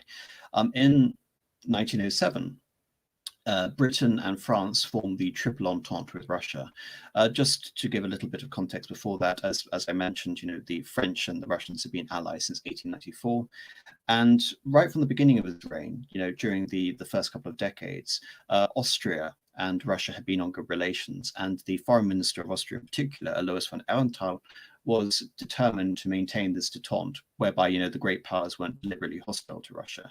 And the then foreign minister, Izvolsky, conceived this idea with this great sort of pan-European alliance, Russia can gain a major territorial concession or major sort of prestige point to obfuscate for the fact that Russia had been so disastrously humbled in the Russo Japanese War, which is we are going to open up Constantinople, we're going to open up the Straits, and Russian ships, like as I mentioned all the way back with the Treaty of San Stefano, will have access to the Mediterranean and ultimately will have access to the Suez Canal. Of course, this is done basically as a quid pro quo for the annexation of Bosnia-Herzegovina. Izvolsky, however, is essentially betrayed by his own side, betrayed by public opinion, because the Serbian state, which has been now allied with Russia since the Obrenović dynasty was wiped out and Serbia adopted a pro-Russian foreign policy in 1903, wanted to annex that region because it had a large number of Slavs, even though it had been under the occupation of Austria and it was technically part of the Turkish Empire. So the Serbs really had no right to it other than this conception of pan-Slavism, which the Russians were more than willing to use as a tool for expansion. And so as a result of this diplomatic blunder involving the Russian foreign minister trying to gain this access to the Straits, there is this call in 1908 for war with Austria-Hungary because of its annexation of Bosnia-Herzegovina. That and the fact that the French and the British have backstabbed Russia and won't allow it to access the Straits at the same time. And this creates basically the general setup for the complete collapse in Austrian-Russian relationships when it becomes clear from the Russian point of view that Russia is essentially losing the influence game in the Balkans. Germany is expanding its economic relationships there. They're building railways. They're cultivating relationships with Romania. They're cultivating relationships with Bulgaria. They've, of course, cultivated a relationship with the Sultan in Constantinople, the Ottoman Sultan. They have better relationships with Greece. The Austrians have just made it possible for an independent Albanian state to exist in 1913. And so by 1914, Russia has almost been locked out of another sphere of influence due to, you can say, diplomatic incompetence on their end. And Serbia and, by lesser extent, Montenegro are the only allies essentially Russia has within that region. And it doesn't help either that the new Russian foreign minister who had risen alongside Stolypin, Sazonov, and of course the French at the same time, the French appoint Poncai as president and as foreign minister. And from 1912, there goes, I would say, a willing acceptance by the French and the Russian side to engage in hostile relationships with Austria-Hungary. And there's even this expectation that we're going to divide up Austria-Hungary. And again, you can say it's due to this aggressive preconditions of these ideas of the Orthodox protector in the form of the Tsar and this pan-Slavic identity. The Austrians have Poles, they have Ruthenians, they have Czechs, they have Croatians, they have Slovenians, they have Slovaks, all of which can be liberated essentially by the Russians, parceled out under Russian influence, and this forms a large part of World War I Russian plans. And so after the assassination of Franz Ferdinand, the Austrians use this as an opportunity very simply, because I've just had a stream on Monday where I was trying to go into this in more depth, where they're trying to seize on this opportunity to have a casus belli to take out a hostile government in Serbia, to prevent Serbia potentially forming an alliance with Russia and attacking Austria at a later date. Essentially, it's a preemptive war from the Austrian point of view. Of course, this goes disastrously badly. The Germans get involved. The Germans support the Austrians. Rather than the Russians backing down, as was the expectation, the Russians begin mobilizing on the 24th of July. And on the 29th of July, and there's one point we haven't mentioned, which is the infamous Willy-Nicky correspondence. We've been talking about how Russia was allied to France, but throughout this entire time, Nicholas and Wilhelm II were fast friends. In fact, there was even this brief moment during the Russo-Japanese War where it looked like Nicholas II and Wilhelm II would form another alliance. There was even a private meeting where they basically agreed the fundamental principles of an alliance. And of course, this was shot down by the Foreign Office. The day before the general mobilization of the Russian forces was ordered by Sazonov on the 30th of July, the Tsar had agreed in principle not to mobilize the army based on the intercession of the German Kaiser. Of course, the next day, Sazonov basically convinces the Tsar to do otherwise. And again, I think this betrays another fatal point in the Tsar's personality, which is his ability to only listen to the last man who essentially gave him advice. There's also this expectation that he doesn't have the steel, essentially, to stand up to the Austrians at the same time. So I think there's a psychological motivation for doing it. And on the 30th of July, we have the general order to mobilize, and this gives Germany all the impetus it needs to declare war on Russia and, of course, France, who are directly militarily allied at this point. And of course, this leads to World War One. And I think, again, in terms of trying to look at, the Tsar's proposal, very early on in the war, Russia does very well against the Austrians, very badly against the Germans, but very well against the Austrians. They win the Battle of Galicia and occupy the eastern part of the Austrian half of the empire for, nearly a year. And they also take one of the greatest fortresses in Europe, the fortress of Przemysl, from the Austrians. And over this territory, the Tsar comes in and he establishes this, Ruthenian, Ukrainian population who are mainly Orthodox, albeit Orthodox in the Catholic Rite, not in the Eastern Rite. We are essentially Slav brothers. You have always been part of Russia. So I think in terms of looking at the Tsar as the peacemaker, on the one hand, you have this, you can say, this dithering, this kindly countenance, this gentlemanly-esque figure. Yet on the other hand, you have all the elements of, his great-grandfather, Nicholas I, who is wanting to adopt this, pan-Slavic aggressive ideal and, of course, traditionally expand into the Balkans. So again, just emphasize that, in my view at least, Nicholas II is a man of many contradictions who is trying to deal with this legacy that he's inherited, yet at the same time doesn't have the competence or the tact or the ability to carry it out. Because whilst you have this success against Austria, you have this military disaster against the Prussians, the Battle of Tannenberg, later the battles of the Manchurian Lakes, later the Great Retreat of 1915. And there's only one short reprieve from that in the form of the Brusilov offensive, which again deals a significant blow against the Austrian forces, but fails to break the German forces. So Russia is still locked in this gridlock, where again it has abandoned essentially most of its western provinces. And this is the situation where I think we haven't talked about Rasputin, but would you sort of like to, unless you have really wanted to critique a lot of what I've said, I think this is a good time to talk about Rasputin in general. Yeah, unfortunately, time is ticking on, but yeah, there's loads there I'd love to pick your brain about, but maybe perhaps another time. Because, well, just quickly to say, I've always thought that the real responsibility for World War One kicking off lies with both the Russian and German high command.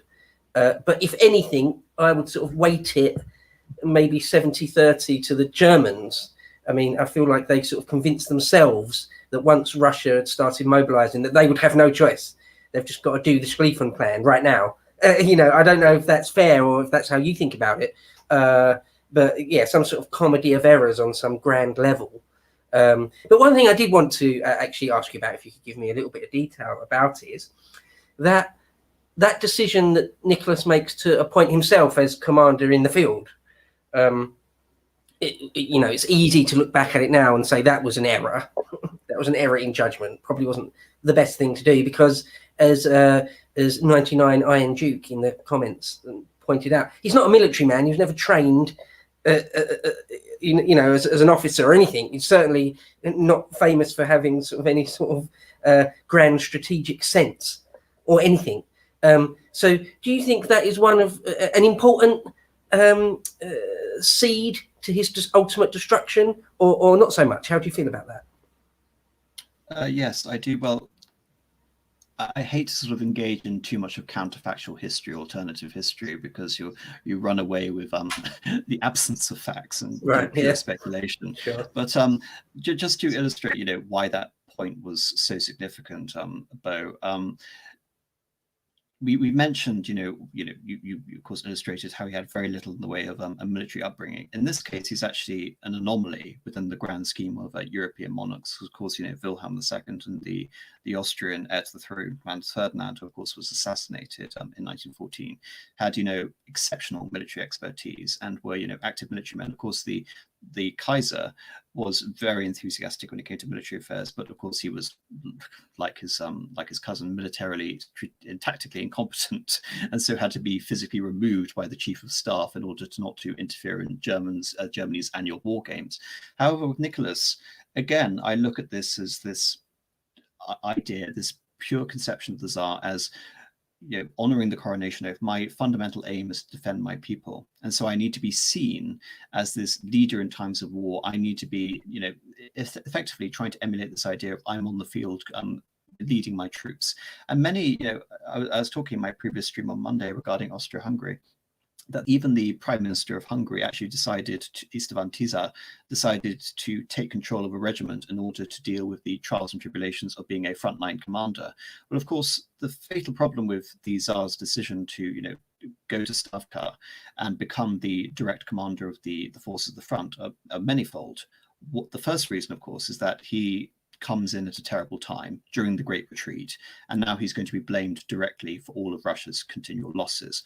Another factor is that he's not really in command. He's simply at the headquarters, periodically with the Tsarevich Alexis, filing out reports, receiving intermittent news from St. Petersburg, and essentially being beseeched by various ministers to return back to now Petrograd. The city has now been renamed Petrograd due to the growing anti-German feeling, to deal with the situation which he has himself created, which is leaving his wife Alexandra as effectively the regent of Russia back in St. Petersburg. And this is a wonderful time to bring in Rasputin.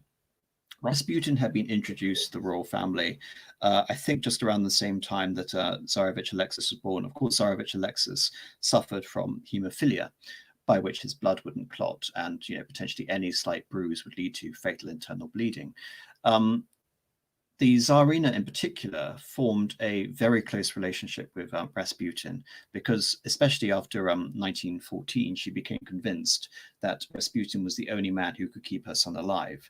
However, before the war, Stolypin in particular had been very anxious to get Rasputin away from the imperial court, because whether, of course, there are many stories about him, which I think are fairly exaggerated, but the perception of the time was that he was a sexual fiend, and he was a charlatan, and he was, adopting this manner of the Siberian holy man, or in Russian, the starlets, to cultivate this, this whiter than white approach to the empress, while he was going around and sleeping with all the ladies of the royal court, essentially. Apparently, he was brimming with so much sexual energy that he could make a woman faint just by standing next to her.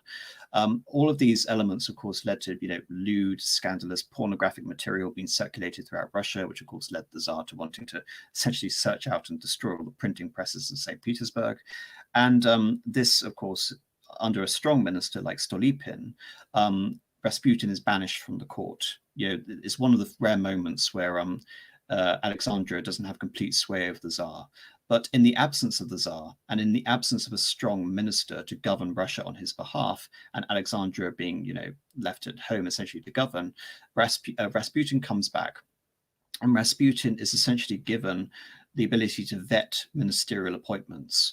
And he is responsible for appointing many incredibly incompetent officials at a time where Russia needs incredibly good government, essentially, during times of war. What is astonishing about Russia is that, in contrast to its World War II performance, in which Russia becomes this manufacturing behemoth, Russia becomes so corrupt during the war period, essentially, that the entire sort of machinery of government begins to grind to a halt. It doesn't also help that conscription is so vast in Russia. Some 15 million men have been conscripted, that there is a constant lack of food in the Russian Empire.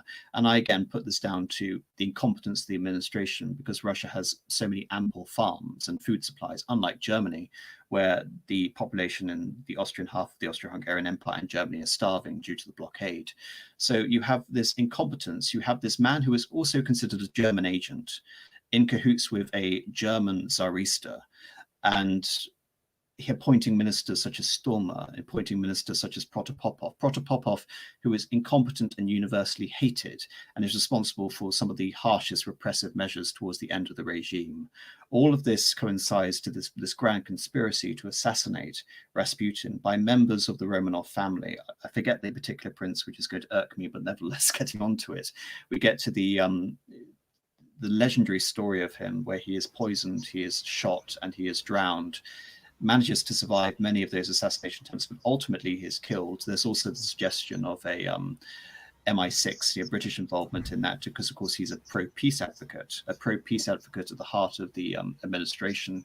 Combine that with a German Tsarista, and you have a recipe for a complete disaster and loss of confidence in the Tsarist regime. All the time, you have the Tsar at the front, receiving these appellations from many loyal members of the government, including loyal members such as Rodzianko, the president of the Duma. The Duma, by the way, is periodically closed down and reopened, almost with no tact or consideration, to remove these incompetent officials. And in response, you have these, you mentioned the letter correspondence, you have these increasingly hysterical letters from Alexandra imploring the Tsar to a radical, you can almost say tyrannical action.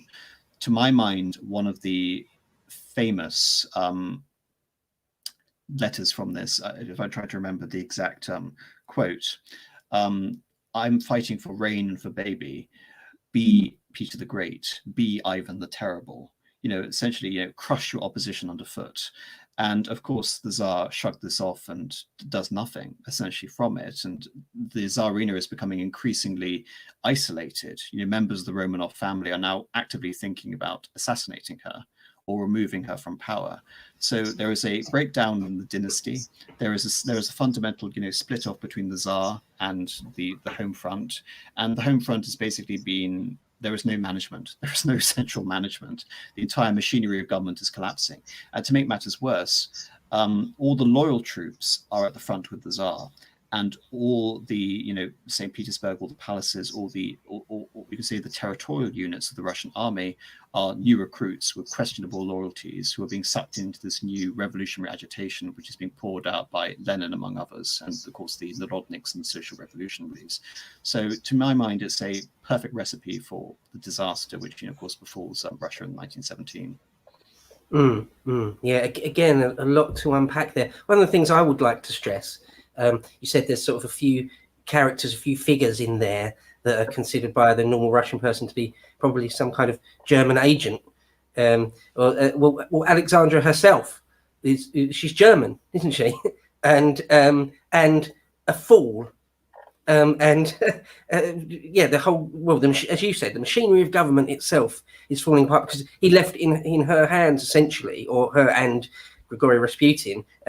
So yeah, becomes a figure that was already resented or was thought of with suspicion, if not just outright hated. And all that is just ramped up even more in his absence. And one of the things I also want to say is that, again, you mentioned just in passing there, that at least for a while, he took the Tsarevich with him. He took little Alexei with him to the front in 1915. Kind of a weird decision, because they had to send him back for his own health in the end. It's very easy to sort of take a knock or something. There's an important political consideration there, is that one of the successes of the dynasty is the ability to conceal the condition of the Tsarevich. And the Tsarevich had to be seen to be healthy. And so it was expected that he would go on military maneuvers with his father. And of course, I've shown an image here where he is accompanying a Cossack on the tricentenary here in 1913. The Tsar, he was even, placed on the images like children's textbooks. The cult of the Tsarevich was everywhere. And the fact that they were able to conceal his conditions, again, is one of the few successes of the regime. So to my mind, that's not a mystery at all. The idea that the Tsar is already considered weak. And so the dynasty cannot deal with this sort of catastrophe at the same time. Even we'll get to the abdication if that's all right.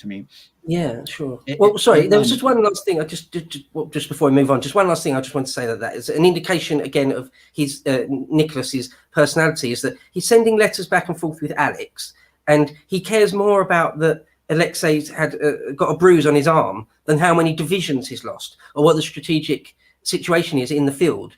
He's a doting father. He's not a general. I just wanted to stress that, really. Yes, exactly. So just quickly getting to the revolution, there is a strike in St. Petersburg on the 10th of March. And again, in Russia, it's the old calendar, it's February Revolution, but in reality it's the March Revolution according to the Gregorian calendar. We have this massive strike of industrial workers. Then on the 11th of March, we have basically the defection of many of the Tsarist units who were basically ordered to fire. Instead, they fire on their officers, and there's general bedlam in the capital. And a couple of days later, it's essentially agreed between the loyalist elements of the Duma, the conservative elements of the Duma, be they figures such as Rodzianko and Prince Lvov, and army generals such as Guchkov, Alexeyev, Ruski, to compel the Tsar to abdicate. Now, this again goes back to what I was saying about the Tsarevich. The expectation here was not to abolish the monarchy. The idea was simply to transfer a provisional government to the Duma and to have some form of figurehead Tsar basically legitimating the new regime. And the expectation was that the young Tsarevich would be perfect for this because he was young, impressionable, and so could be easily controlled in basically a perpetual regency. No one, of course, knew among the members of the Duma that he had hemophilia. So when the Tsar abdicates, he abdicates on behalf of him and of his son at the same time. And of course, the throne is then offered to the Tsar's brother, Tsar Michael, in theory, Tsar Michael. And Tsar Michael, instead, you can say either as an act of shrewd politics or an act of cowardice, delays the decision to be essentially, anointed as monarch in order for a better political situation where, he could basically guarantee that he was going to remain Tsar, essentially. He waits to have the consent or basically the democratic approval of the Duma, is his, exact phraseology. Of course, such a thing never happens. The conservative faction who originally formed the provisional government by Prince Lvov, even within St. Petersburg, you immediately have the system of the Dvotlatsia, or the dual power, essentially between the Petrograd Soviet and disloyal regiments of the army who are pro the Petrograd Soviet and the official provincial government. And of course, by the summer, this gives over to the government of the social revolutionaries under Kerensky, who become, actively more hostile to the Tsar. But in terms of what happens to the Tsar at this point, because this is, of course, a discussion of Nicholas II, the Tsar is sent back to Tsarskoye Selo, where his family are, and he is greeted derogatorily as the Colonel Nicholas Romanov. He has lost all pretensions of his rank, even though, again, the monarchy hasn't officially been dissolved at this point. There is still this expectation that his brother Michael might still be the Tsar. So now the issue is, what to do essentially with the Tsar. Well, whilst there is a, you can say a friendly government existing in St. Petersburg, the Tsar and his family exist essentially as prisoners under house arrest in the palace, the Catherine Palace in Tsarskoye Selo, and they spend much of the summer there. However, when the Kerensky government comes in, it now comes to matters of what to do with them. How do we force them into exile? Now there's this general expectation among the new elite that the Tsar is if not an embarrassment, then a tyrant, and we need to do as much as possible to distance ourselves from him. Well, this is where we get to one of the great betrayals in history. First of all, the French reject him.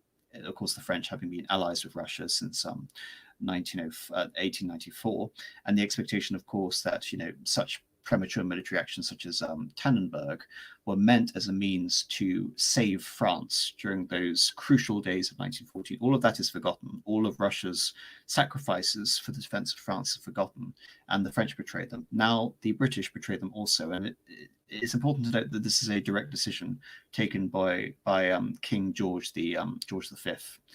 Concerned, I would say too concerned by the prospect of revolution at home, he takes the decision against the wishes of his own prime minister, the liberal David Lloyd George, to basically ban the Tsar access to the country, and this basically seals his fate, because with no friendly power offering to give him amnesty, the Kerensky government decides to send him into exile to the governor's mansion in Tobolsk. And originally, under the Kerensky government, this is quite a favorable exile to them.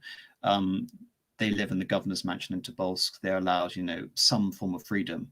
But in October and November, of course, you have the Russian Revolution, the Second Russian Revolution, the Soviet Revolution, by which the government, which had been basically, committed to war throughout this entire time and had always been unstable, had always been dealing with this aspect of dual power, is overthrown with barely a shot being fired due to this mutiny by much of, loyal sort of elite regiments in St. Petersburg, such as the Preobrazhensky movement, and of course the Navy defects and the ironclad Aurora, for example. And there is the storming of the Winter Palace, albeit that is much more sort of symbolic than anything else. You have the retreat of the Kerensky government, and now the fate of the Romanov dynasty is to be handled by the Bolsheviks. Now, for the first few months, their situation doesn't change that much. From November until April, they remain in Tobolsk, but from April, the royal family are moved segmentally. First of all, it's the Tsar and his wife, Alexandra, are moved to the Ipatiev house in Ekaterinburg. And later in May, they're followed up by the four children, by the four daughters and Tsarevich Alexis. And from this point, it comes a matter, what to do with the Tsar. On the one hand, the Russians have just made peace with the Germans. They've just made peace with the Kaiser in the Treaty of Brest-Litovsk.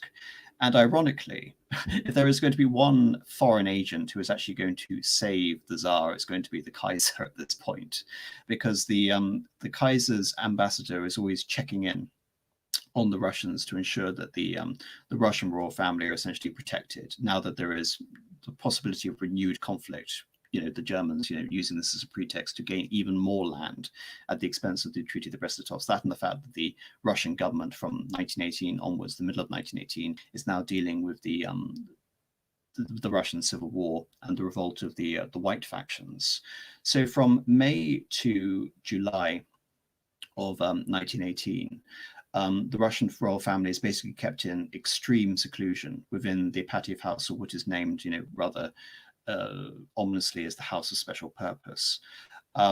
First of all, many members of the entourage are split off from the royal family. Then some members of the entourage, including basically the sailor nanny of Alexis, is shot.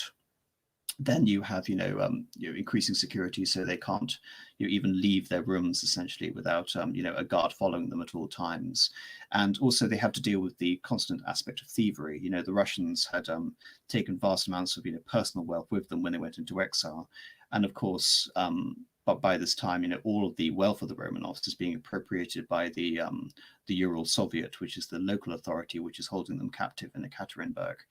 And at the beginning of July, Yakov Yurovsky is appointed essentially to oversee the Ipatiev house. And it's basically already been decided by the Sovnarkom, or rather 3 members of it, including Lenin, that the royal family has to die and that all members have to die. It's simply a matter of ensuring that it can happen in complete, secrecy, so as not to offend public opinion abroad, essentially, because the Russian royal family is still, again, got many supporters.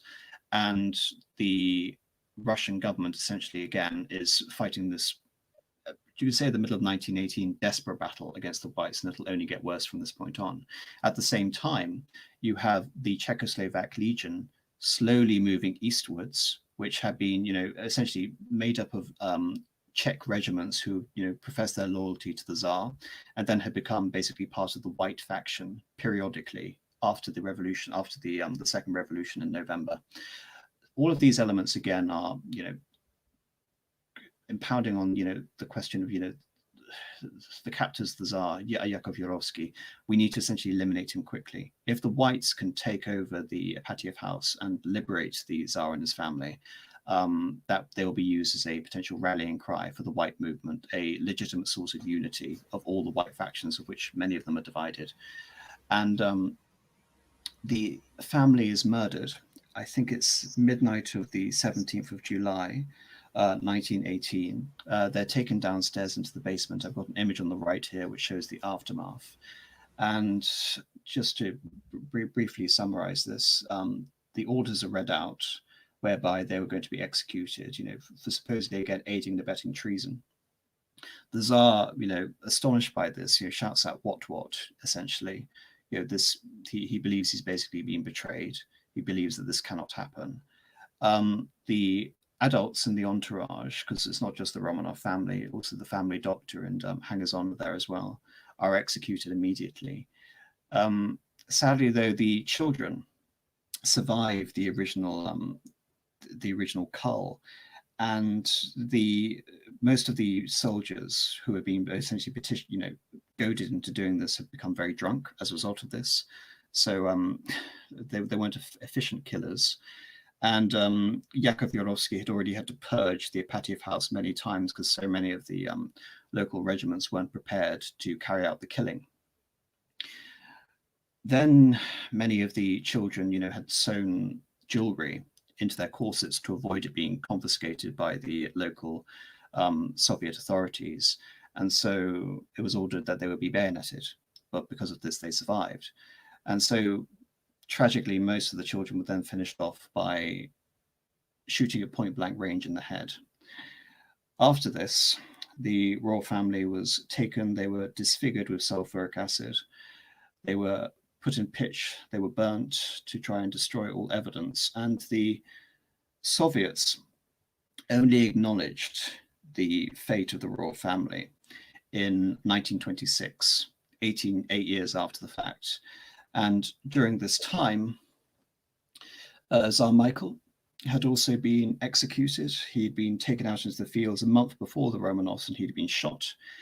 And of course, the Empress's older sister, who I've mentioned quite a lot, the Grand Duchess Sergei, she had become a nun after her husband had been blown up in 1905.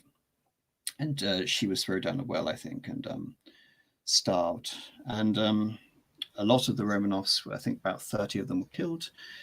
However, some of them survived, and the Romanov dynasty lasted until uninterrupted in terms of there were direct people claiming to be descendants of the Tsar. In this case, it was the line of Prince Vladimir, who was the uncle of Tsar Nicholas II, and therefore his cousin Kirill becomes the pretender until the 1950s. And he's replaced by his son Vladimir. And when Vladimir dies, essentially the notion of who was the Tsarist pretender is all up in the air due to a lot of intricacies which are not really relevant to the stream. But nevertheless, from this point on, the Russian royal family have been, essentially eliminated. And that is the end of Tsar Nicholas. His body was exhumed after the fall of the Soviet Union. During the Glasnost period, you have more opening up about what happened to the Tsar. I mean, also during this time, because of even like the fact that the Soviets didn't acknowledge the deaths until 1926, leads to the rise of many imposters. Of course, the famous ones claiming to be Princess Anastasia. After 1998, the bodies are interned finally back in St. Petersburg. And as you mentioned previously, Bo, they are made saints in the Russian Orthodox Church. And the body remains then verified through, I believe it's Prince Philip, who was a close descendant due to the Danish royal family, of course, which the Tsar was directly descended through his mother. And they were. I think this is probably a good time, because I've been speaking a lot, Bo, for you to you explain or ask me any sort of questions, and then we'll get to the super chats. Yeah, no, absolutely. I mean, there's loads of details there. Sort of the sordid scene in that basement out in Siberia.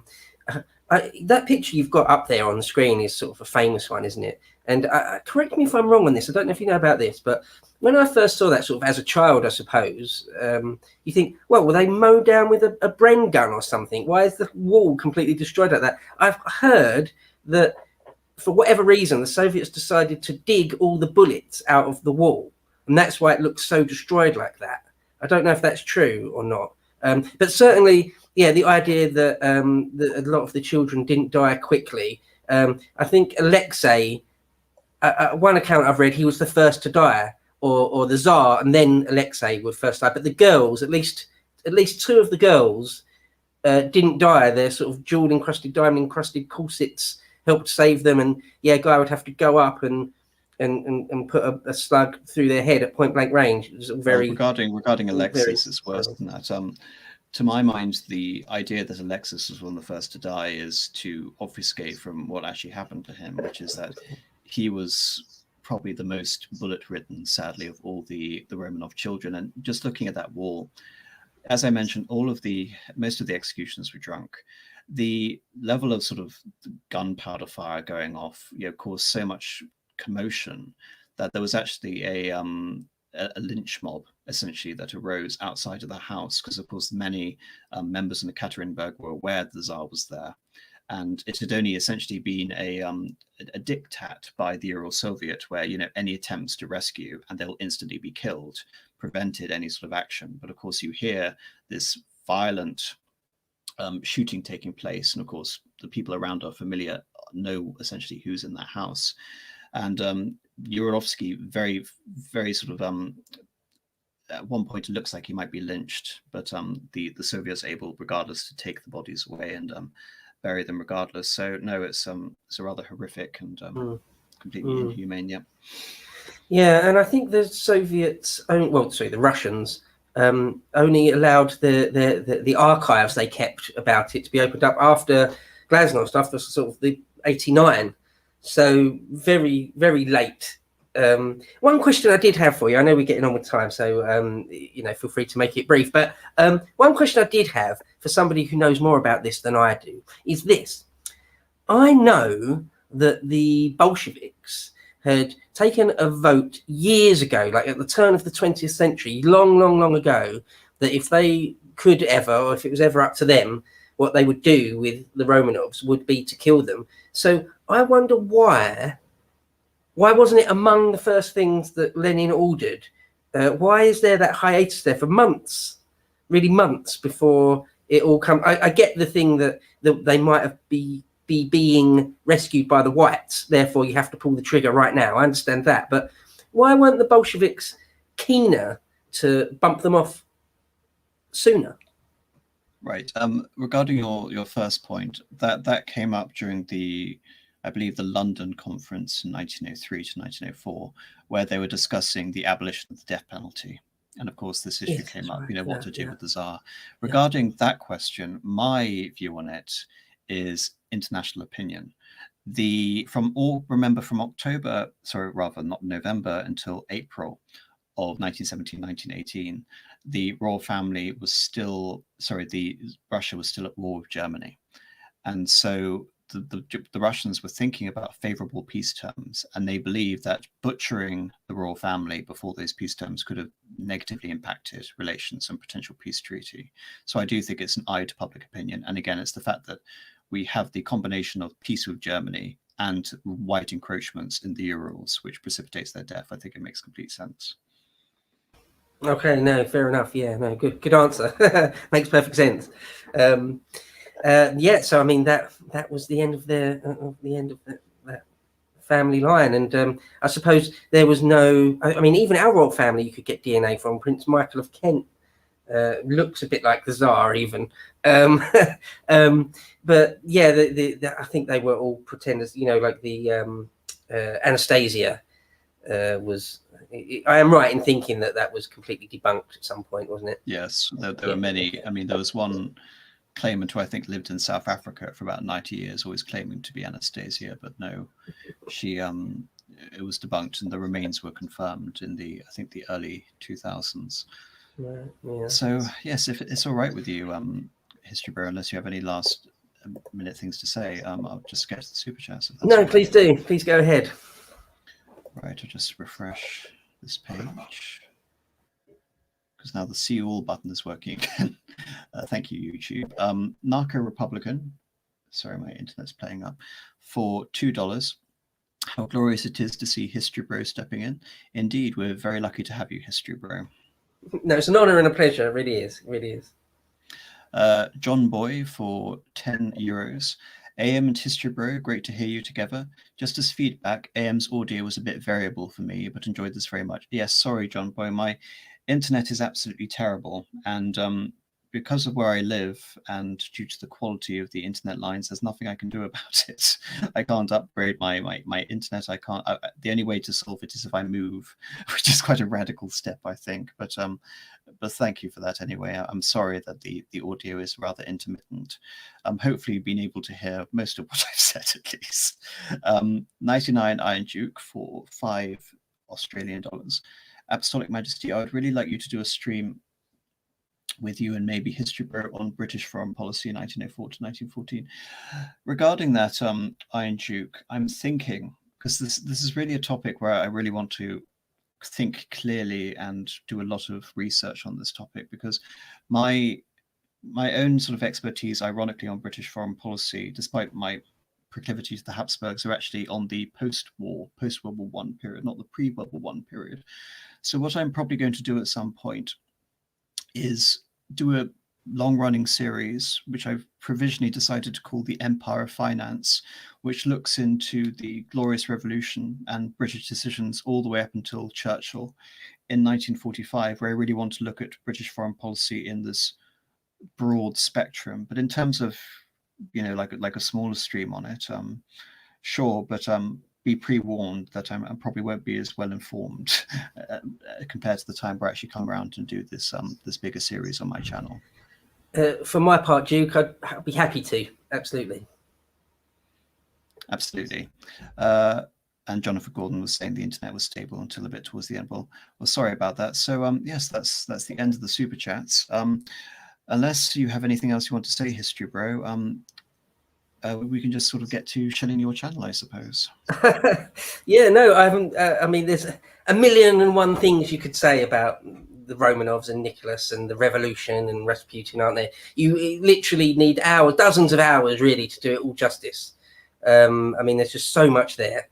So, I mean, we'll have to end at some point. But no, it's been great again, and I've genuinely learned half a dozen things here, which is great. So, well, thank you for having me on. Wonderful. Do you want to tell us about your channel? Oh yeah, well, just History Bro.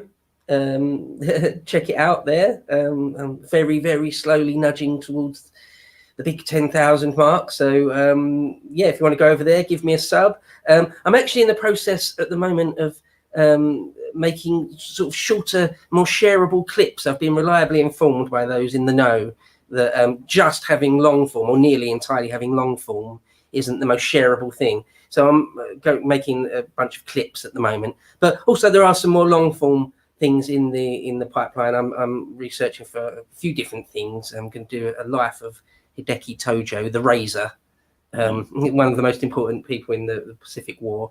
I'm going to do a thing on Arnhem, A Bridge Too Far, sort of semi-reviewing the Dickie Attenborough film, but mainly talking about the real history. And I've got another thing in the pipeline with a good friend of mine, author Dan Davis. We're going to talk about the Sharp novels, the real history behind all the various Bernard Cornwell Sharp novels. So hopefully that will go down well. And of course, I'm on Lotus Eaters, talking to Carl Benjamin every week for sort of an hour to an hour and a half. I recorded a thing earlier today about Tacitus's Germania. So yeah, check it out. Yeah, head over to my channel if you're so inclined and throw me a sub. Absolutely wonderful. And I think the History Bro bites are a wonderful anecdote for my excessively long content over on this channel. So thank you so much, History Bro. It's been wonderful to have you on. Yeah, last minute comments. Thanks again to all my wonderful patrons who helped the work of this channel. If you have any interest in becoming a patron, do click on the link in the description. Other than that, thank you all very much for watching. Please like, share, and comment on this video. It helps so much. Thank you all for watching, and good night. Take care. Good night.